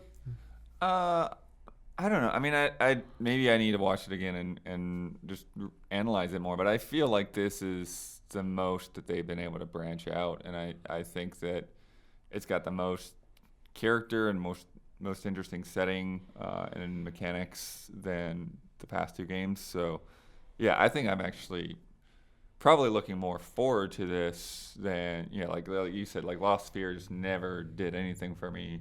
I Am Setsuna was a bit of a letdown where it's oh, this looked really interesting, and then I got to play it, and it was this kind of feels like they're just copying and not really adding that much to it. Just it's very flat. This is a Super Nintendo RPG without the heart of a Super Nintendo RPG somehow. But yeah, Oninaki, I feel like they're getting a little bit more away from that, and I feel like it doesn't look like they're just copying that. So I'm more optimistic for it. I feel more in line with Bloodworth. Okay. Was arguing honestly. I do think it is a bit of a victim of its circumstances, unfortunately set up by its predecessors. There's these expectations that were set up by those games, as Blood just explained perfectly. I think that was the kind of trajectory. I'm kind of excited. This wasn't that great. And then Lost Sphere for me lost me. I was okay, I'm not interested in this at all. Whereas this, I'm it got me interested, but I'm looking back at their previous work. I'm I'm worried it's gonna turn out the best. I Am Setsuna, gonna leave me with that feeling, and I'm a little hesitant about it. But so I think they're fighting a kind of an uphill battle with this. Yeah. But I like what I saw about it. It did resonate a little bit more than either the other previous 2, because it looks the most unique. And the mechanics, they kind of talk about this, the claiming spirits, that some spirits could be permanently lost if you neglect them. It was a theme. It seemed a little bit more intriguing to me. And if they do a demo with it, like they've done with the other ones, this is one I will definitely play the demo, and that will pretty much decide if I'm gonna go on board with the full game or not. Here's the thing: from a concept standpoint, from day one developing your game, if you're like, and then they travel to a dark world, stop it. Stop and say, is this necessary? Is this going to be fun? Is this going to be interesting? Do I have a take on a dark world that hasn't been done before? If you don't do that. It's not interesting. And so when this trailer was just like, and then you can travel to the dark world, it's like, why? Is that a selling point, or are you just trying to like warn me that this is that kind of game? You're going to the Land of the Dead. Then make the whole game in Land of the Dead. You know what I mean? Like, just this idea of like, ooh, look, at the snap of a finger, you can be in the dark world and things are slightly different. It's just like, man, I've seen it. It's not interesting. It's not fun. Whew. Tall orders from Kyle. Everything has to be unique and innovative. Can't redo any concepts that have been done before. You can redo concepts if you got a take. If you have okay, like I'll an give you that idea. the trailer did not sell Yeah. that they're doing like an amazing new take on it, but that's why I'm going to look at the demo. The demo might be able to better, through experience, convey that to me through I mean, any... to me, it wasn't about exploring a different world itself. It was about going there to be able to recruit and like, yeah, I don't know. Like it's not to me so much as like a different world. It's just like you're able to see these spirits and understand what's happening there, and then how they're interacting with the physical world. Yeah, it could be that. Like, there's nothing that definitively, other than like the trailer, like just like that point, like just changing the world, the map you're on instantaneously to it's called the Beyond. It looks like most of the combat happens there as well. Yeah. So yeah, we don't know like the extent of it, like how the dynamics actually going to work. We're just making assumptions here, but I mean that's a fair point. All we're left with, really. Yeah. But I mean, again, I think all will be answered if they just do a demo. Okay. So please do a demo. All right. And speaking of demos, a game that Shadow dropped a demo, one of the two that Shadow dropped a demo was Yoshi's Crafted World. Yeah. They Short basically demo, they basically in the direct they just showed off like probably the most interesting things they could probably show off without really ruining the game for people. It was like some like they showed off like a moving cart or a solar powered like vehicle, like flying in the sky shooting rockets, like with the depth stuff like in the background and foreground. Like these talked about wearable boxes things. 180 costumes that you'll be able to get that just help you protect you a little bit more. I guess like kind of like to make it easier. As we know, it's coming not January, March 29th. Yeah, I played the demo. And I have to say, I played it all in handheld mode. I just played through the first level only. I didn't go back and look for the Poochies or do the cow thing. That was just replay. Didn't do anything of that. Yeah. I did the demo did a good enough job to me to understand the shooting the foreground and background. Like, I'm gonna have to pay attention to those or secrets in that. Yeah. And it's definitely more about from that demo. It's more about the exploration of the level than simply like it was less about platforming and way more about interacting with the Which level. they've said about Yoshi in the past. I think the Yoshi's Woolly World like E3 Dev Diary or whatever talked about that specifically. Like, yeah, Yoshi's not really about challenge. Yeah, there's no challenge at all in that entire level. Oh yeah. Yeah. Like the challenge is just in the hide and seek nature of the that's it. It's collectibles, the high. Yeah, exactly. Great point. They even had a difficulty option too. They can even make it easier. If you wanted I'm not to. sure what they would do in that moment. Yeah. I was like, okay. Yeah, I'm intrigued. Yeah, I kind of want to see a little bit more, but I also feel like to me that demo made it clear that other than the most excited moments they showed in that trailer, I don't know how much of that I'd want to like play because I kind of it's fun to play, but I don't know how long I want to play that. That's my concern going into that after playing that. Yeah, it's kind of like the spectacle is the draw, right? What will I see next is really the reason why you want to see the next level, which is interesting. It also looks kind of grody.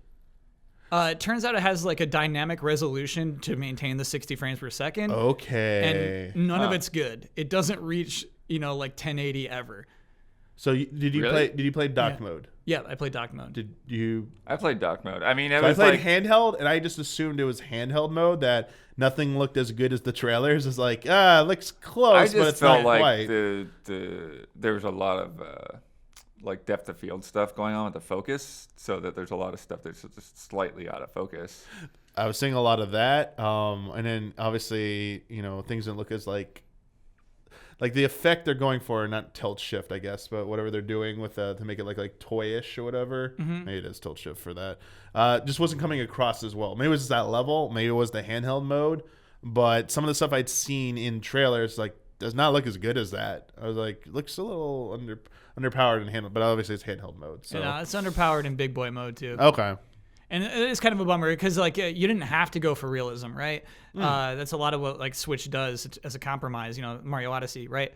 And so like it is just exacerbated when it's like, hey, we're gonna make these things look like real arts and crafts, and it's like, well, it looks gross. Just don't get close to your TV when you're playing this game. Maybe that's the issue. Maybe super close to your TV. Because like 60 FPS. Because I didn't feel gross at all. Yeah. I definitely felt like the style didn't pop as well as I would like it to, but I was okay with it. I was fine with it. The frame rate does feel good. It feels good to just knock the Yoshi around. I really actually I think the clouds look really good. The little question mark clouds. Oh yeah, I know what you're talking about. Yeah. Oh yeah. You throw eggs at them. The next big one.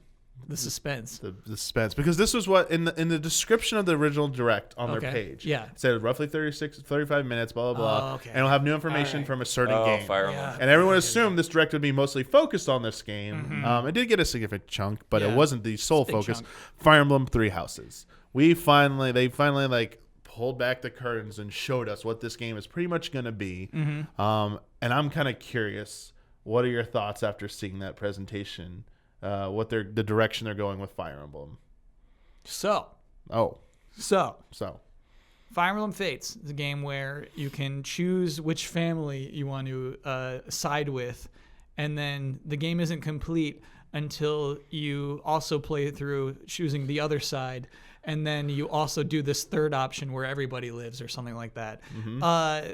This game isn't that. I think this can be $60, but I think the intention is for you as this teacher of War School to side with all three houses of the War School in order to have a complete playthrough of this game. And I'm already like, dude, I'm not doing more than one. Kyle, I like how you call it War School. It's War School. So in the presentation, it is a church with an officers' academy. Yes. It's a monastery, but right. yes, it is the military Officers' academy. Yes. And you're the main character. You are joining it as a professor, and as you said, you get to choose which of the three houses you want to teach. Each of the houses comes from one of the respective countries. So the world is comprised of three major countries, and then kind of like this I don't want to call it neutral, but like a fourth territory in the middle. Right. And that's where this monastery, this military academy is. So, yeah, you do have choice. It isn't three separate games, which is great, because everyone was worried when I was worried. It was called Three Houses, like, how many versions of this game are we getting? I was like, But no, it is one game, and it is basically, it's not quite Hogwarts, because everyone's like, oh, it's Hogwarts. No, you don't get sorted. You are the one who picks which student body you want to teach. Though you will interact with all the other students at some level, right? Because you're teaching all their classes. But I think it's appropriate our conversation starts here because their conversation started there. This is like the main draw of the game. Here's this game, and the best part is, everybody, you get to choose which house you're going to teach. It's like, well, hold on, like what? I feel like there were scenes I saw where all three of the leaders. So I forget their names, but there is a yellow, blue, and red. Yeah. Well, I mean, it's the blue lions, the black eagles, and the golden deer. Nice. I just remember the Golden name. deer. Each one of those houses, the student president or whatever, is basically like the leader or the next heir apparent to their country. Right. So it's these two. I think it's two guys and this girl, but they're in a lot of scenes together. Yeah. With you as the professor. But what I like about this, Kyle. So yes, it is. It's not. Is being very upfront about what this is. It is you're in an academy. It is definitely going for like high school / Hogwarts vibes, whatever region of the world you're from. They're basically tapping into that. Like, excuse me for saying War School. Like, I realize there are military academies. I don't think they're going for military academy vibes. No, they're going for Hogwarts. There's classrooms with desks and chairs, and there's a chalkboard, and you as a professor, they showed in the gameplay, you are crafting plans for your students. Like what you want, you set goals for each individual student, which are what jobs and disciplines you want them to focus on. And once you see them develop, and once they reach a certain level, they can then take exams. And if they pass the exams, then they are able to, become that class or use that ability. Or like they showed horse riding, but there was like a long list of like different like jobs, weapons. Upgrading class is my favorite thing to do in Fire Emblem games. That feels so good. Yeah, it looked very comprehensive in terms of that. Yeah, like that's going to be a significant part of the game is management, development, and interaction. And like this, they talked about the social stuff. That's all coming back. That's all going to be done from pretty much that one location. But then you send out your students on missions with the knights to go fight in combat missions around the world. And then they showed a little smidgen of actual combat and battle mechanics. It was not the focus. It did not, to me, it did not feel like the main focus of that presentation. I don't know about you. Like, how do you feel about it, Blood? Yeah, I've always been on the sidelines with Fire Emblem, even though I want to get into them.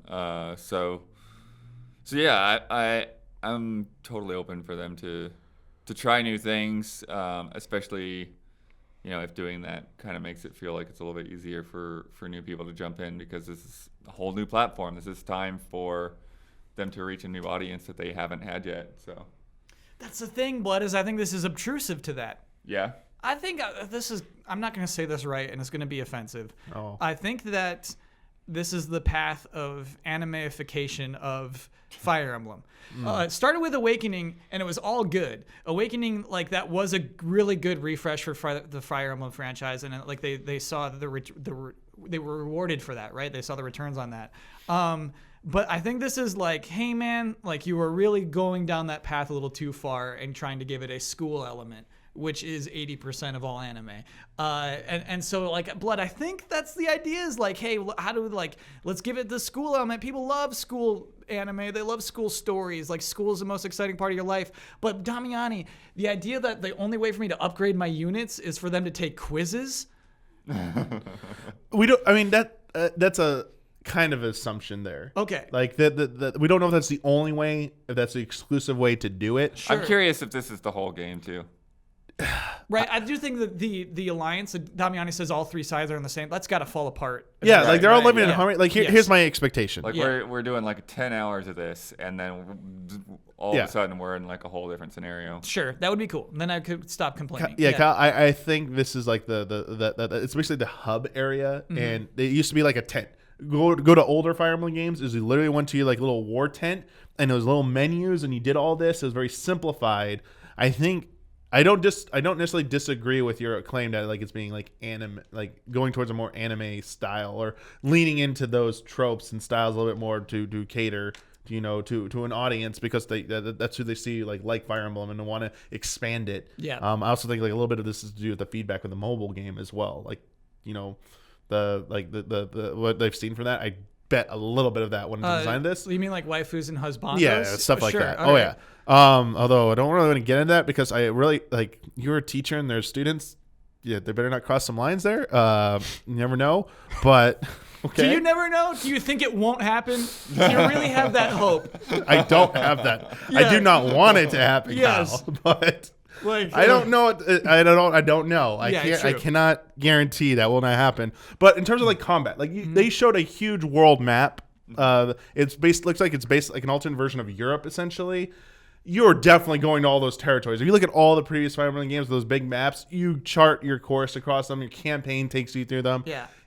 I know they say like you send out your students on missions and stuff. You're probably all going to come back for like to the academy for a little while, but then I'm sure there's going to be parts where we're stranded out there. We got cut off. Oh, someone invaded our country. Now we're on our own. I expect that. I do expect my expectation is they focus so much on this new stuff, the new presentation, because that is what people need to understand. And the core battle stuff, I don't think it's going to be changed up too terribly much. A few new additions here and there, but I don't think that needs as much explaining and screen time as the Academy needed. And I think I'm more optimistic going into this now than I was before. Wow. Because I have that assumption that they're not going to screw up the battle stuff, because they've done it so well for so long that it'd be a shocker if that stuff falls to wayside. So you're saying like, hey, we know we have this stuff down. We're good at this. Let's explain the stuff that's new and different. I'm willing to. Okay, I'll hold out, Damian. I'll hold out judgment for a little longer. Just to finally add this last part, Kyle. Yeah. Fire Emblem games are really harsh, dry, like novel-style stories. Lots of this dialogue on screen, like character bubbles and stuff. I feel like this is a way to kind of finesse that a bit. So it's not just like you're reading a book. It's more like the presentation has been upped a bit. So it is less, just less dry. It's going to be more entertaining. That's my assumption there. Okay. We'll see. All right. But next up, we got a few quick ones here. Okay. We'll get to like the big last ones. Oh yeah, that quick montage. It's like a new game. I think some of them less than a minute. I think both of you played this. I think both of you won this. Tetris 99. Oh yeah. Take it away. What is this game? Take it away. How do you like it? It's Tetris Battle Royale. Yeah. Free to play if you're paying for online. What an incentive. The first like real true incentive to me. Like the NES thing, it's an incentive too. Yeah, that is the weird thing to me. It's like, wait, this game is only making money off of people that have the online subscription. It's not really making money. Right. It's so weird. Yeah. Should have been loot boxes. Oh.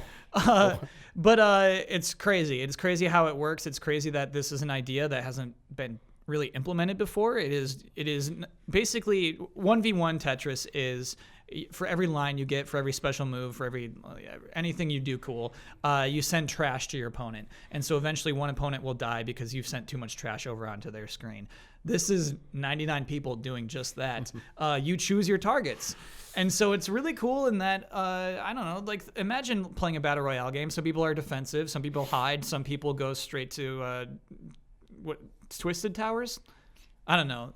The town. Okay. Some people go straight to the town and go straight like for the kills. base or whatever, yeah. Yeah. And so like it kind of works like that. You can choose if you want to attack people who are close to dying, so that you can rack up KOs that way, or you can choose to be defensive. You can choose to attack only the people who have chosen to attack you. You can choose randoms for some reason, and you can choose to attack the people with badges. And we're like, what are badges? Let me explain. Once you get a KO, you get some basically power. You get some power that is accumulating onto your badges. And the more badges you get, the more your trash is amplified. And so there's an incentive to go for kills because it makes you a stronger attacker. And so it's this cool balance. It's a lot of strategy to it, actually. But really, if you just love playing Tetris, you'll still have fun. Nice. And if you attack badges, you're probably going to get buried. Oh.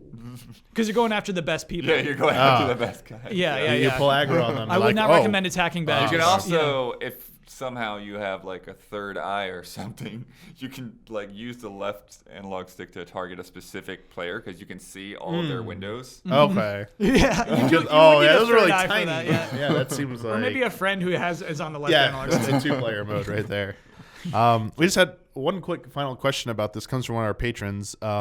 Presented in Mono just asks, would you prefer more surprise games from your Switch Online membership like Tetris 99, or do you want more traditional, like softer, like the NES console? Like more? Do you want more like I mean, old neither retro one of those games? things is traditional. Do you want more retro games like Nintendo's usually has been like doing? the Super Nintendo. Did you talk about that on one of these? Yeah, we talked about like that. Yeah. It still wasn't announced, but like we assume that like SAS games is like the next logical thing since it's been data mined. Right. Do you want more of like, those systems added, or would you rather them spend resources on making like building partnerships and building out games like this? Yeah, this is like Box Boy and Box Girl should be the same thing. That should be free if you have Nintendo. Oh yeah, we didn't talk about that. That's but like yes, that kind of skill level yeah. game to me, and I think that I would like when you. I'm not excited to play the Super Nintendo games again. Mm-hmm. Most of those that were data mined are like already on the SNES Classic. Yeah. I already have those, and I can play them in HD, right? Well, not HD, but it's got an HDMI out. I'm way more excited by this kind of thing. This is a weird idea. Nobody demanded them to do this. Nobody even wouldn't it be cool if Tetris was 99 people? They just went for it, and I'm so glad that something like this exists. All right. I kind of agree. But I think you played more than I did.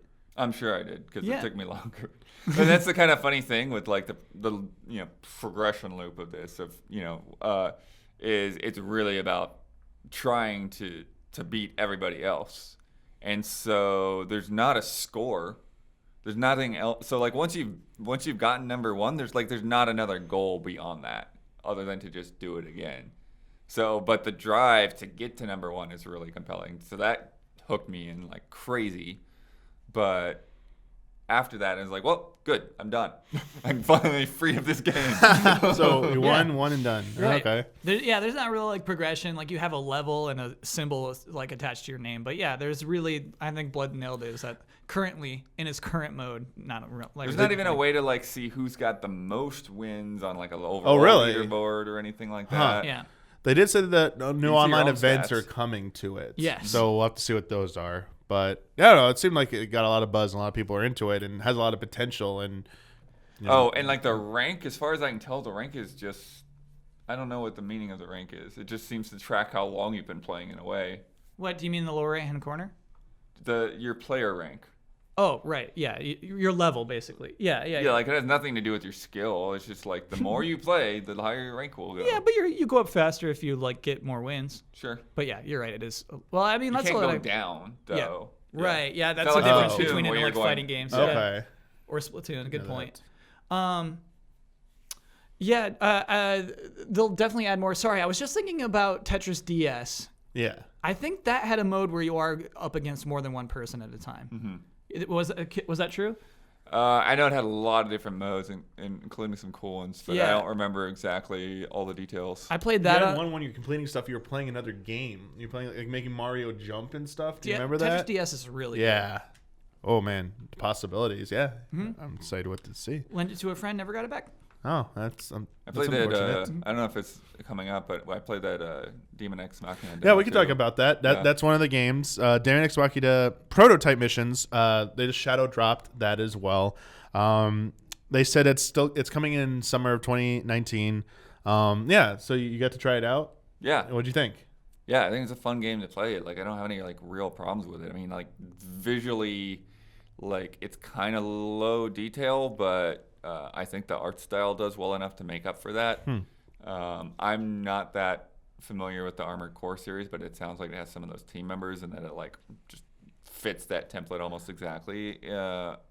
The stuff that I did like about it though is there's a lot of basically like building your Gundam, like you just customizing exactly what you want on your mech, what weapons you want to have. So, like you can have, one weapon on each trigger for like what's in your arms, and then backup weapons on the pylons. Yeah, I I played the tutorial level. Yeah, I played the tutorial level of it. That's all I get through. it's worth before I going through go the to whole sleep. demo because the last Yeah. thing you fight is It's a just boss. massive freaking mech, and you can fight below it, you can shoot above it, you gotta like take out the joints and. That's pretty cool. Yeah, Exciting. it seems comprehensive. Trying to recover, like, if you're using, like, a weapon that doesn't have a lot of ammo, Yeah. like, I think you have to balance your weapon loadout. Because, Okay. like, trying to, like, recover ammo or, like, recover health can be a little bit of a pain because, like, you've got to, like, get over to it. But some of the upgrades, like, you increase your lock-on range so you can shoot enemies from farther away. So it's tough to keep things like that in mind. Everything I heard about it before going to demo was just that upgrading stuff was really important to try and do. Like if you had complaints about any of the mobility or the weapon types that you were using, like put some time into the upgrade stuff and you could see how much better your mech basically would become, and it felt better. And yeah, I've seen a lot of people draw comparisons to like it feels like the successor to Armor Core and stuff, like it because of the people working on it and everything like that.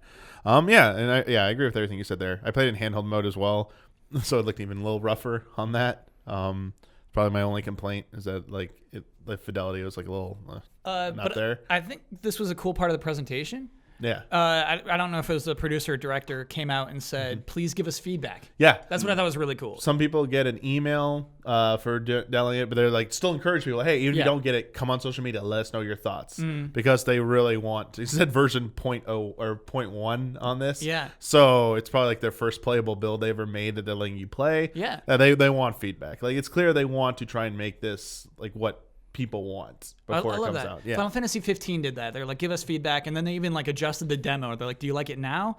And I think that's cool. I really like that kind of. We have an advantage in this era right now where we do have access to so many things, and we have access to developers. They can listen to us, and they can like, why not take advantage of the maybe overly socially connected world that we have right now. Like just use it to your advantage, and I love it when developers are willing to do that. I agree. And the metal does not hold back. The metal It starts shredding like in the mission briefing. Like we're not even on the battlefield. Oh, the music. Yeah. Gotcha. That's I mean, I listened to that title music for a while before I even hit the button and began. I was like, I like this music. Really quick stuff. Not even gonna really mention. I just want to mention things they're announced. Dead by Daylight looks bad. Fall 2019. Oh yes, it does. Let's just forget that was even announced. Grid Autosport. Sure. All DLC included. Gonna have motion and custom controls, but that split screen looked really bad. Like the frame rate and stuff during the destruction derby part was like the image quality on that's not great. I mean, hopefully they can preserve the controls and the gameplay because it's a good game. But it was funny when they're like, and there's even destruction derby, and it just shows like somebody like running into the side of the road. It's just show two cars running into each other. What's wrong with you? It's coming to summer, so maybe we'll see.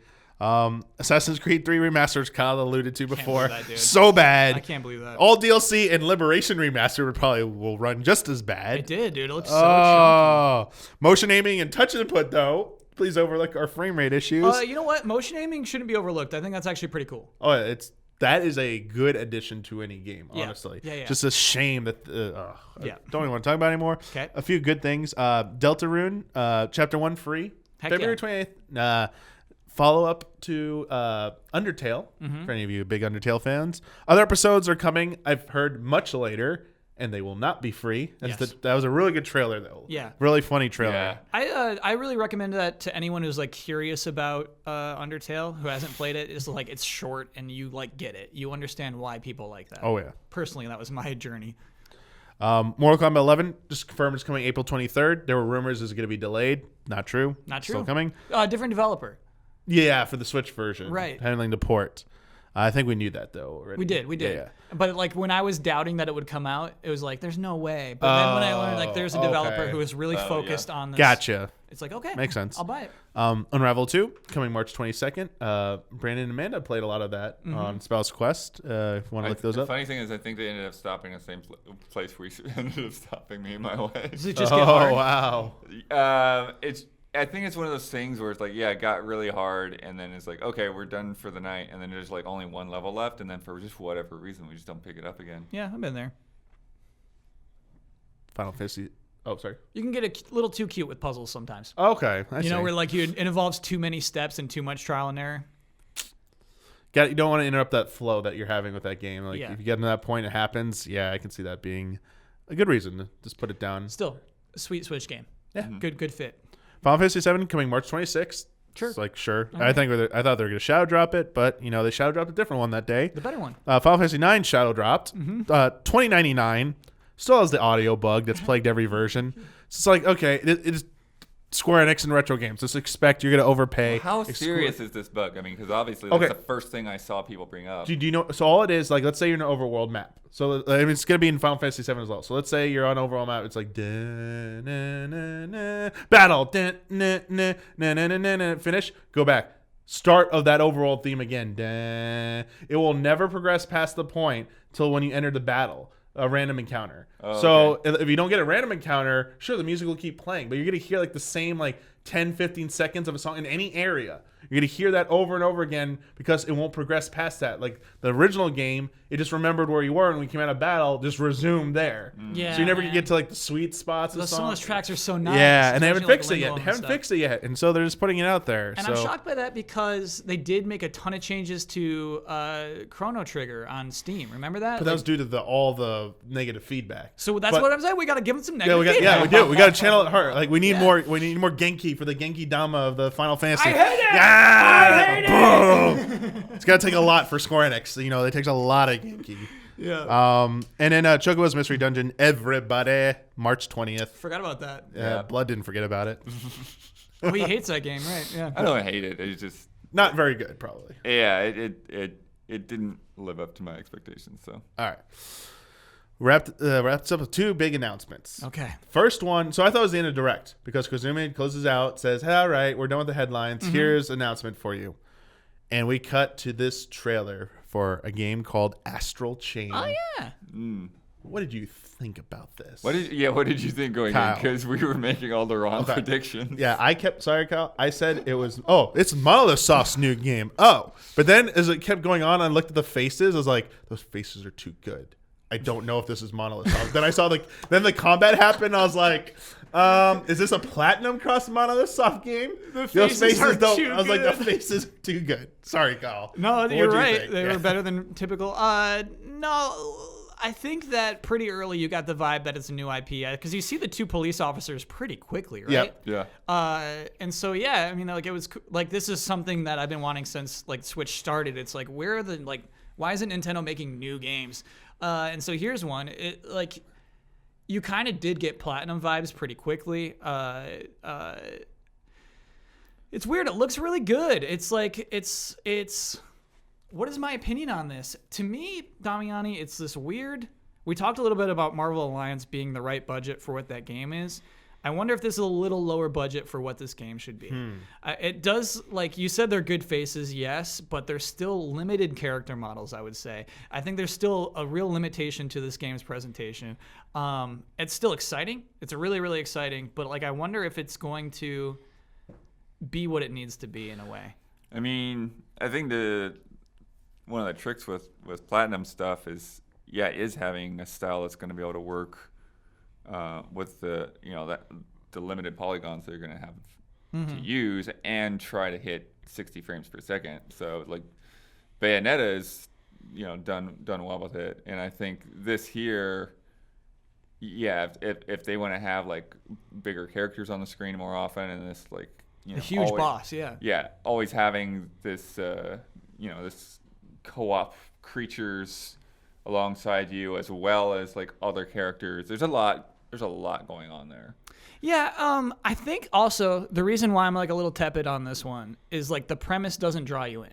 You're like two future cops who have like robot stands, and like you're fighting big gross monsters. But like I don't get the pull. I don't get why we should like these two characters. And I think people like when you're making a game trailer forget that a lot. Is like you want just like a movie trailer, you want us to like your main character. Like a lot of trailers just get caught up in like let's show the cool stuff. It's like, yeah, definitely show cool stuff. That's super important. But you also want us to like care. You want us to care about what's happening on screen. Should say that like I don't think this was in the direct, but I watched the trailer recently. There's like a big like you can be in a police dog suit. Did you see this? I saw you could ride a dog during the boss battle, but you're like a mascot. It's like a big, goofy dog mascot, and you're putting trash into trash cans. I assume it's probably where the game starts. Like this is your first gig. Okay. That gave me like a little hint of like, there might be really cool things happening in the story. Okay. Beyond like over dramatic, like save the world from these monsters, that kind of thing. So there might still be cool stuff. I don't think it was a great trailer. Okay. It was flashy. Once I definitely knew it was Platinum. I was like, yeah, this looks cool. The combat situations, like the whole chain thing linked to like your little like mech component. Like I said, pay attention to that. I'm like, okay, looks kind of cool. The boss battle, I was like, yeah, I think the scale. I'm kind of interested in scale and scope because the arenas, like it showed big cities, big like sprawling cities. I wonder if there could be bigger environments, and hence it seems like small environments in big cities. That would be my gut reaction. Yeah. Which also because those would be my excuse for why maybe they went for the lower poly count on the characters because there's bigger environments. Probably not true, but yeah, there's a whole other aspect of this game where you aren't in combat. You aren't fighting like these giant creatures and stuff. Work. You're doing police. Yeah, like the yeah. Batman vision part. I was okay, I'm very intrigued about this, and it's coming August 30th. It's like this game's pretty much done. Like wow, kept it a secret. Good. Nice. Yeah, nice. Yeah. Very excited about that. So yeah, Astral Chain looking good. Came out of nowhere, new IP, but with that being a Platinum game, you gotta wonder about Bayonetta 3. Oh, I forgot. But Yep. Koizumi did have a little short update. Yeah. He's like, it's still being worked on. Don't worry, it's still coming. And that was pretty much it. I forgot that they brought that up again. And honestly, you'd have to expect with Astral Chain, it looks almost done, if not done, coming out August 30th. Yeah. Whereas Bayonetta 3 was kind of like how the first two games, they're just kind of like, here's a teaser. And yeah, I guess I'm trying to make the point that Bayonetta 3, do you think that it's probably not going to be a 2019 title? No, I don't think at so this anymore. point, I don't think so. I totally swore it would be before. I thought I had a chance too, but I don't think so anymore. But just real quick, Bill Trinan tweeted out recently. Bill Trinan of Nintendo of America said, "I'm kind of surprised by the reactions from the Direct about Bayonetta 3." Basically said, "I think we're going to be seeing it sooner than you expect." With this, the collaboration with Platinum Games, being able to bring stuff like that, and of course knowing that they mentioned, of course, Bayonetta 3 is still in the works. It really helps to round out the library overall of what's available on Switch. And of course, that's another game that's maybe coming a little bit sooner than people anticipated. Okay. This guy, no, Okay, Bill. This guy, Spicy. this guy, because he's the one who's like, Nintendo doesn't do that. We don't make announcements way ahead. No, that guy, Bill, you don't get to do that twice, dude. It better be this year, or else we're gonna make you delete that tweet. If it's not 2019, delete the tweet. It'll be interesting to see. Maybe we'll hear about it. I expect to hear something What about it. is at the E3. date on Astral? Is it August 30th, right? Yeah, it said the trailer said at 8:30. I didn't see that tweet, man. So I now think Bayonetta 3 is a fall game. I totally do. I don't know. Why would he do that if I it's think not? it's Q1 2020. I think What people, if I think people we don't were have a expecting game it for to, May, right? What if it like randomly shows up in May? that would be That'd be shadow really dropped fun. almost. That'd be really, really fun. I don't. That's like wild dream territory, Bloodworth right there. But real quick, this wasn't actually in the Direct, but there was more Platinum news that kind of came out in the last few days since the Direct. This is really classify this under rumor because none of this is true. None of this is confirmed. It could be true. I apologize. So the story goes that on the I believe is kind of funny is a Gaming Daily. Game- Games Daily. Games Daily. Kind of thank funny you. Games Daily. Mr. Khan, right?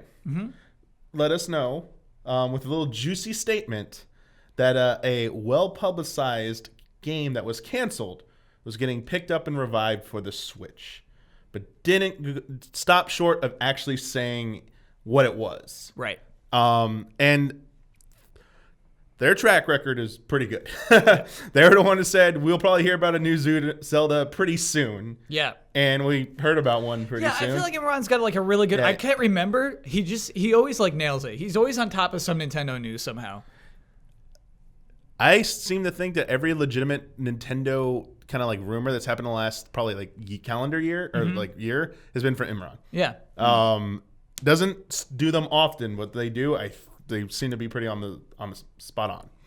And this one, so naturally when you think, oh, a well-publicized game that had its cancellation well-publicized and something that, people would expect, and also the caveat, it was not a Nintendo game. It's not first party. Why did we never mention Silent Hills, dude? That like things Was that people are talking coming up about with Silent all Hills? crazy stuff. The leading contender though for the time was Mega Man Legends 3. Nice. But Yeah. all sorts of games. There was even a joke to people like, "Oh, Metroid Prime 4." Like, that technically counts. It's Yep. but that was a first party title, so the laundry list just kept growing and growing. And then I think it was a Nintendo Insider, correct? I'm forgetting if that was source. Did a follow-up report saying, "Actually, we have multiple sources and it's Scalebound." And I was like, wait, what? Scalebound? Oh, is that possible? And then people start sleuthing it up, looking up when the trademark, if it was still with Microsoft, if it had reverted back to Platinum, all this stuff. So now everyone is now, and there's been follow-ups, tweets and reports. Jason Schreier, Alana Pierce over at Rooster Teeth now. I think she was with IGN at the time last June, if I'm correct, said that they had heard stuff about this behind closed doors. So more people are starting to like kind of not bandwagon, but like feel good about speaking up now that I heard this too. So, but here we go again. We've seen this. We've done this song and dance before. We've seen this with other rumors and games that we were so sure were going to happen. Doesn't happen. Yeah. So it's still a rumor. But yeah, what would you think about Scalebound coming to Switch? Don't you think it'll look worse? Oh, It'll have to look Have good. to, yeah, of course. It's weird to be So excited here's- about it in that way, you know? So do you think it'll be do you think it'll be reimagined? Do you think Yeah, like, they'll you're right. try again? Yes. Because this was Kamiya's dream project, so I have to imagine they'll probably try again and do something more in line with what they really want to do versus the kind of like half and half of their vision, Platinum's vision, and Microsoft's like kind of directive for that game. Because I don't remember, it was early in some trailer they showed where it was just running around a grassy field. And I think that is when the game looked the best. The last we saw of it at that E3 when they were trying to show multiplayer fighting that giant That big boss thing, yeah. It looked bad. Did not look good. So yeah, maybe if we'd like do a refocus, if we go back to that grassy field, yeah, like you're right, Damiani. I bet it'll have a different look because it'll just look worse if they try to pick up where they left off. In my mind, so this is why I believe this rumor has some credence to it as well. Okay. Not just from the sources, but why I believe this follows like a good logic. Nintendo and Platinum Games have a great working relationship. Nintendo pretty much saved the Bayonetta series. Yeah. It would not have continued on without their intervention. Kamiya has publicly stated several times about how get over it. Nintendo did this with us. We like working with them. Yeah. Like all the haters. He's pretty blunt. Like the Bayonetta 2 fiasco, everyone's like really salty. That was like only a Wii U exclusive. Yeah. And their games now on Switch, even Bayonetta 2 being re-released on Switch, Bayonetta 1, their games saw a nice sales bump from that. Getting some nice, attention. They have potential to sell pretty well on Switch.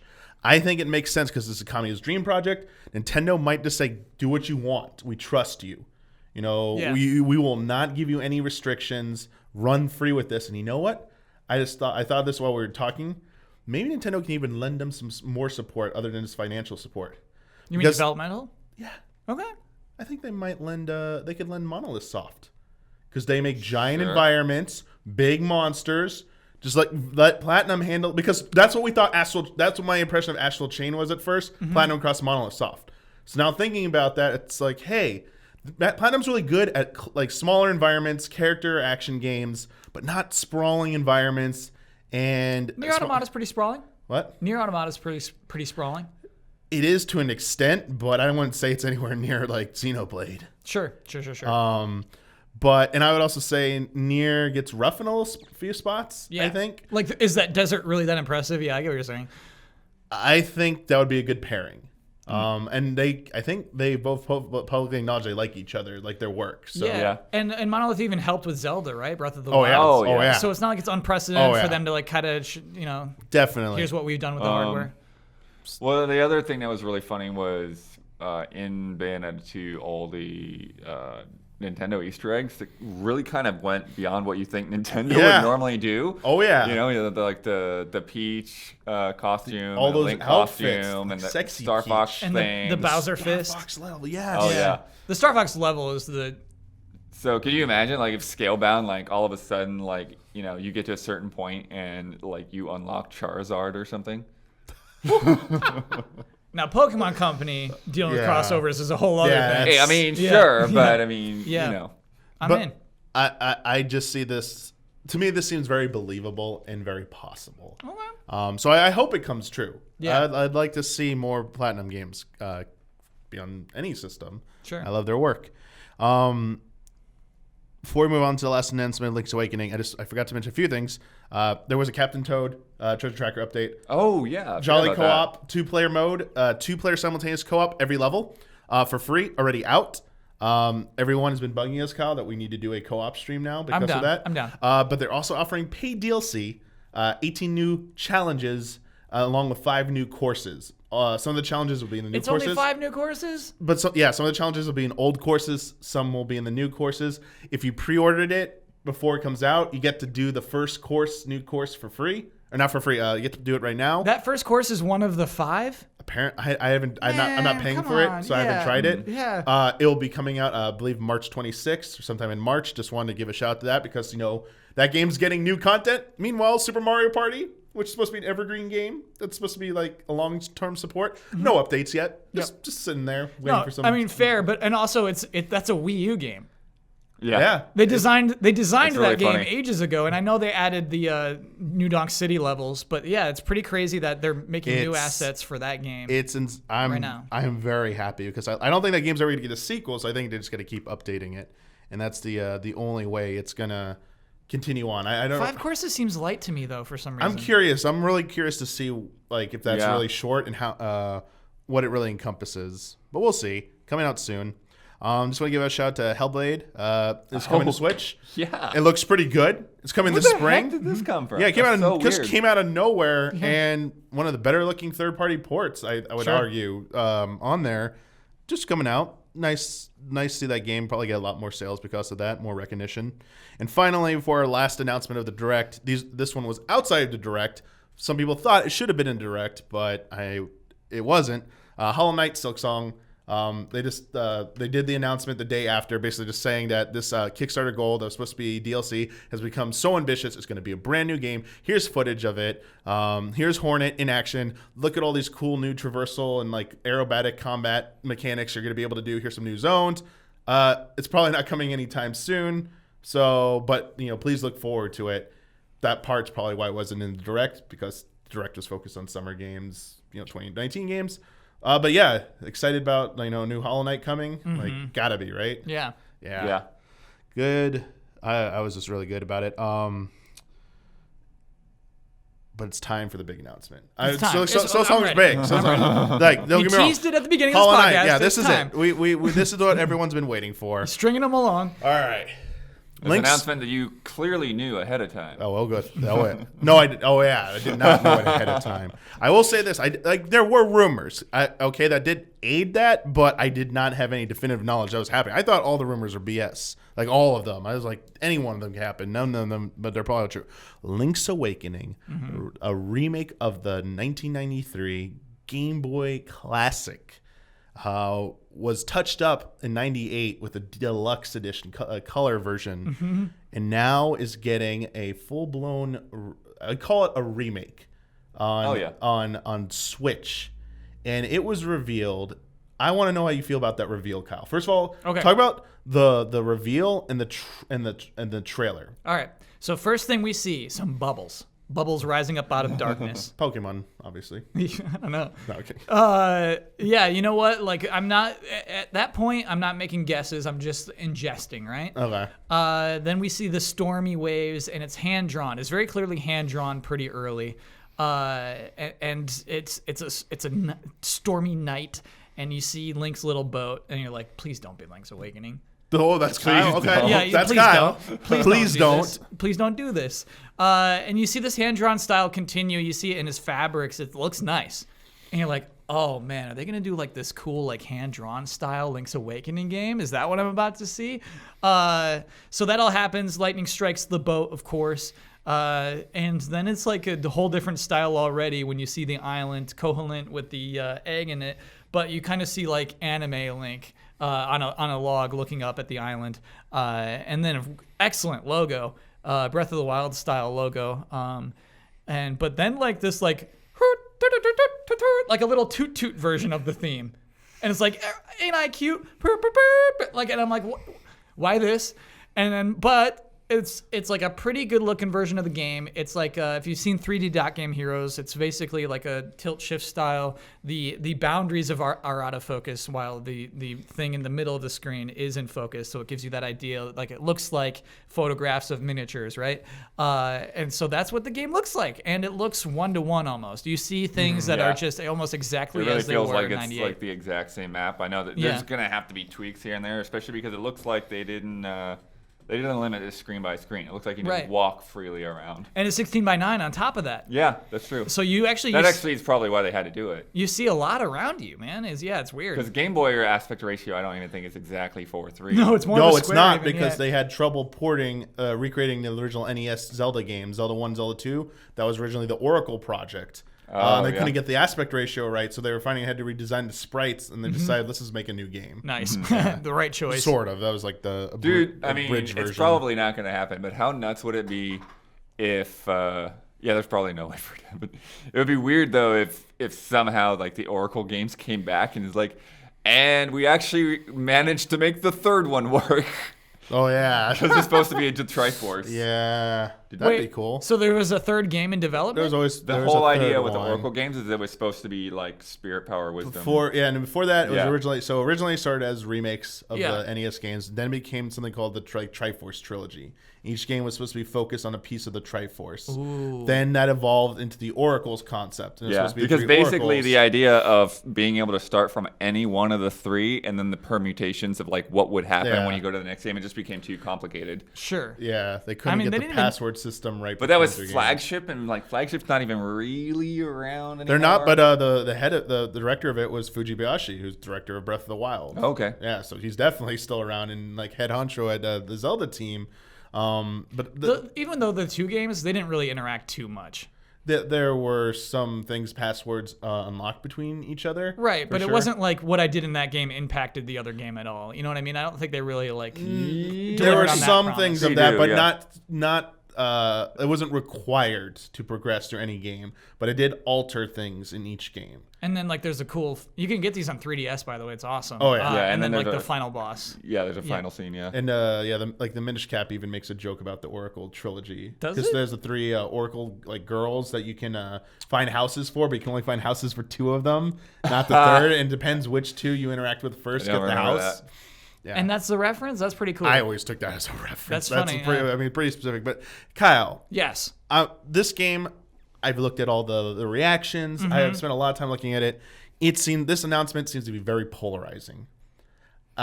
Starting with the visual style Mm-hmm. of the in-game graphics. Sure. I've seen a lot of people very unhappy and outright dismissive of the visuals as that like, I see this, bye-bye. It's like the Wind Waker all over again, or they're just saying, you've ruined this game. Actually, the funny See ya. thing is, I think the reaction that they're having now is the reaction that I had for A Link Between Worlds. And so maybe that's why it's not bugging me as much now, because it feels like it's sort of an offshoot of that. It's like, oh, okay.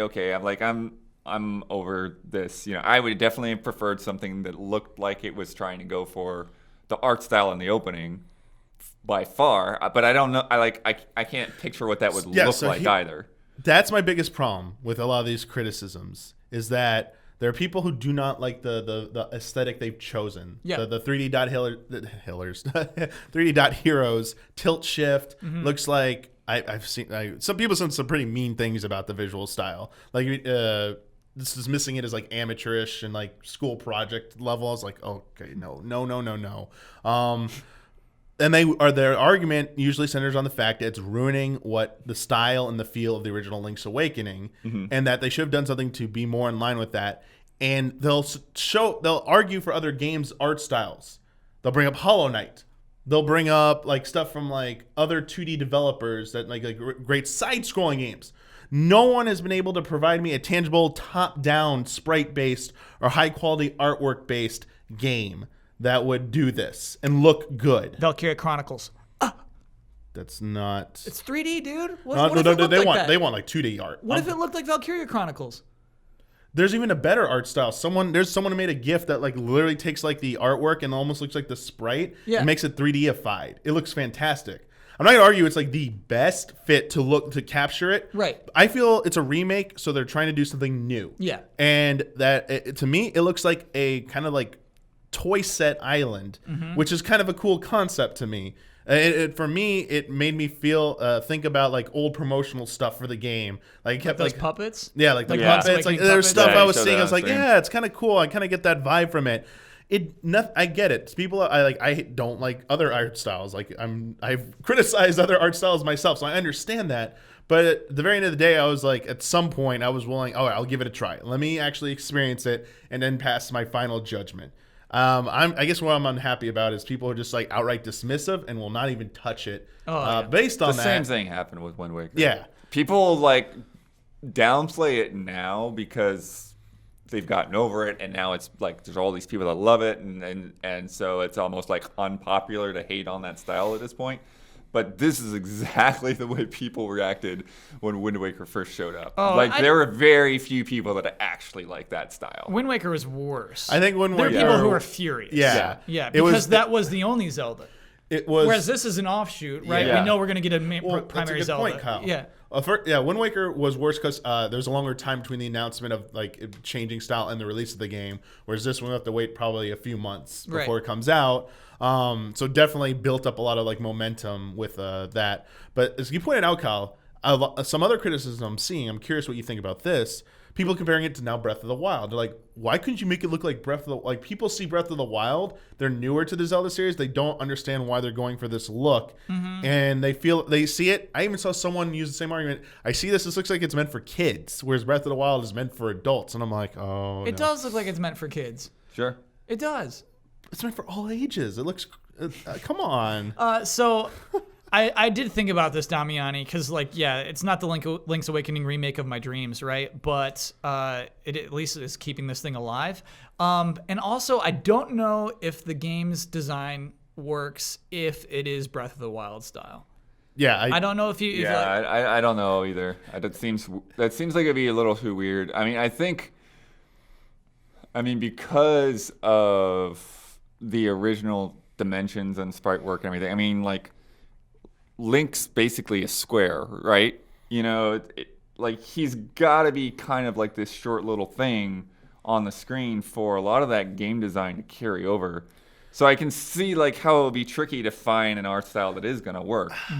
If you do like this like tall, skinny sprite, it's going to look weird. Yeah. And also, if you're making a huge epic game, it becomes not the idea of what the game's supposed to be. Like the whole game is designed around its limitations in really interesting ways. Yeah, that's a good point. Like, for people who don't know the history of the development of The Legend of Zelda and Link's Awakening, you should go search that and read it up. We're not going to spend time like discussing that and. Really good Iwata S, though. Yeah, we're not going to need to disseminate that information here.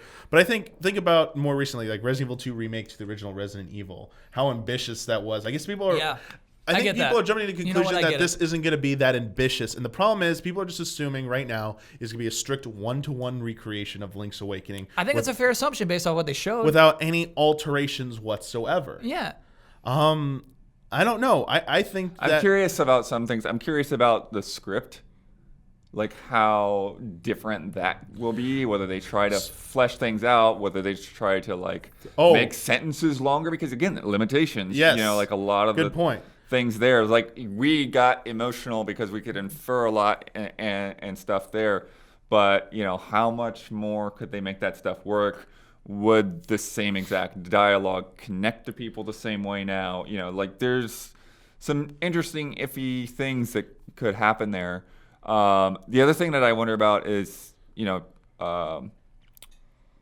I think somebody brought up that like somebody was using like 3 items at once or something like that. There's a part where you jump with the sword and shield out and you're jumping. You cannot do that in the original. Yeah. So I'm curious because you have more than 2 buttons to work with, and it's like how much does that alter things? I'm trying to think, was there any point in the game where that would essentially like break part of something's design? No. I think they'll let you have sword and shield by default, and you'll be able to equip 2 other items. That's my expectation. I also wonder about stuff like the acorn and the Triforce. Like, drops. Do they I hate those, to be honest. Did they need to come back? Do they need to be implemented in the same way, or will they ditch them, or will they bring them back in a different way? If they do, at the very least, I just hope they don't change the music. I'm getting so into the overworld theme that it's just like it's just like that weird stupid song that plays every time you pick up. So yeah, the thing about the script, and this kind of supports Kyle's argument that he believing it's more one-to-one than it's going to take a lot of liberties.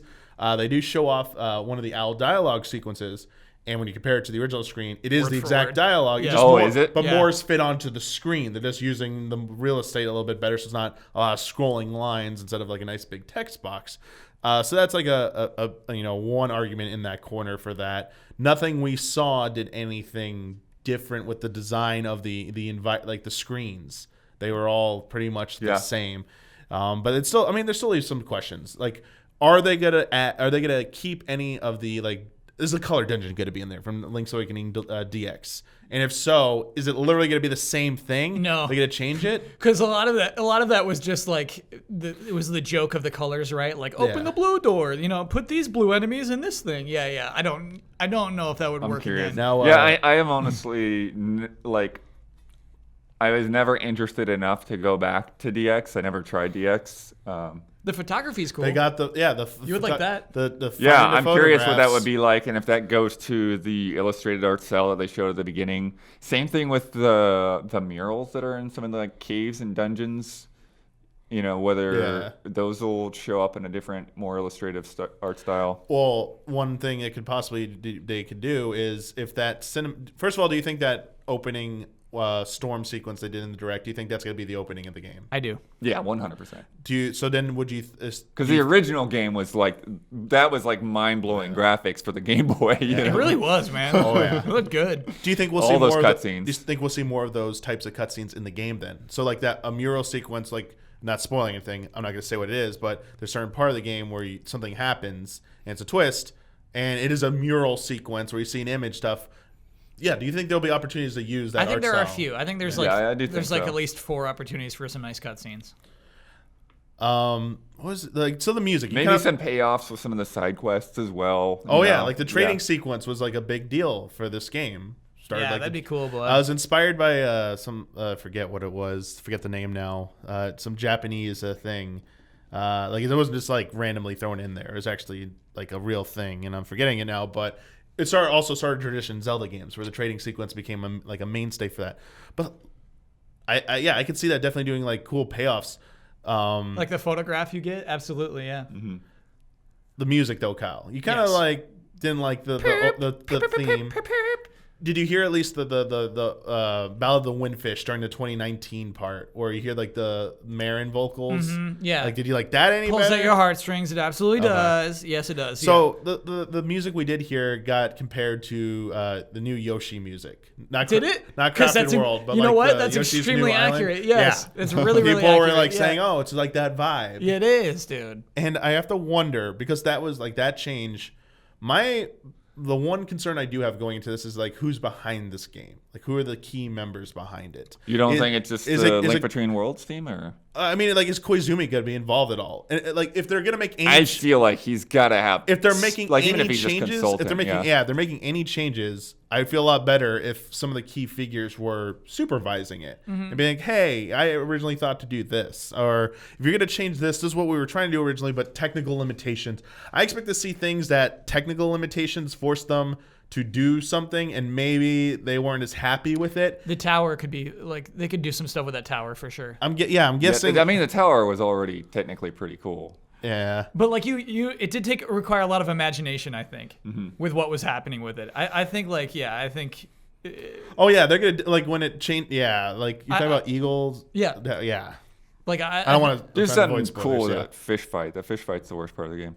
I bet they. I thought that was changed. cool. Yeah, that's fun. I mean, it's a cool sprite, but it's like just spam attack and it's dead. There's no strategy to it. I think you're so right, Blood. Feels cool though. There's a lot to talk about with this, but this originally was supposed to be the whole episode was supposed to be about this. Yeah. I told patrons that eventually we'll do a deep dive into this game. Okay.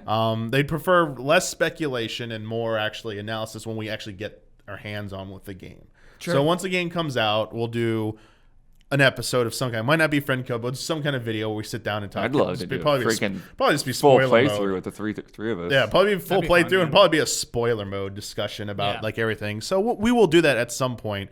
But the one thing I do want to keep from my original idea for this episode is I had like a final bet segment. Ooh, here we go. Things you will like basically yes or no questions. All the right. following. Okay. All right.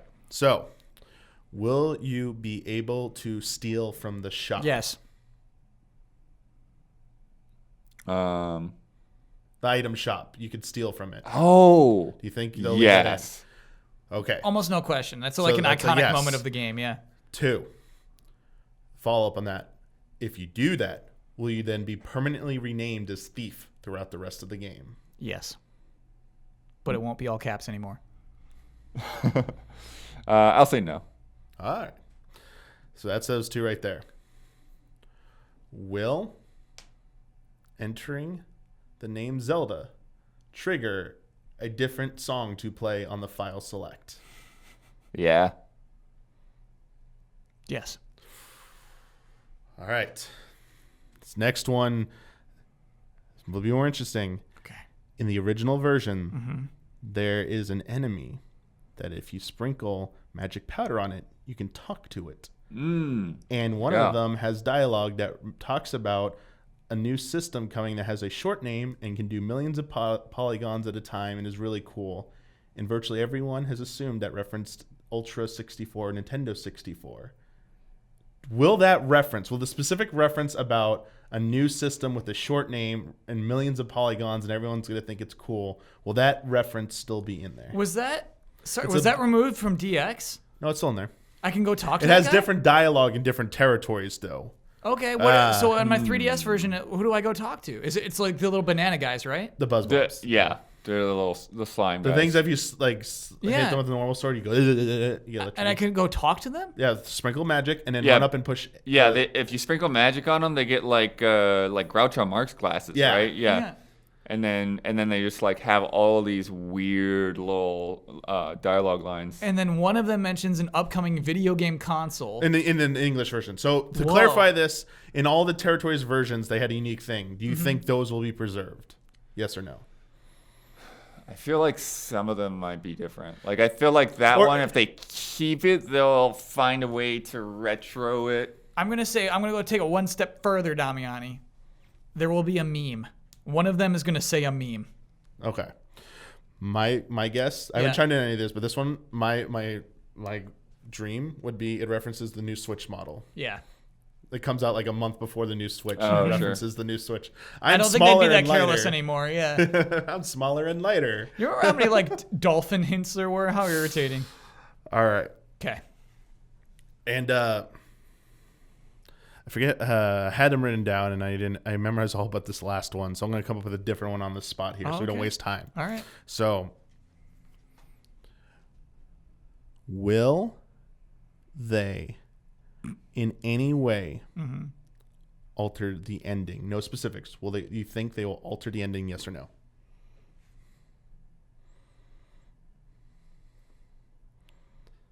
No.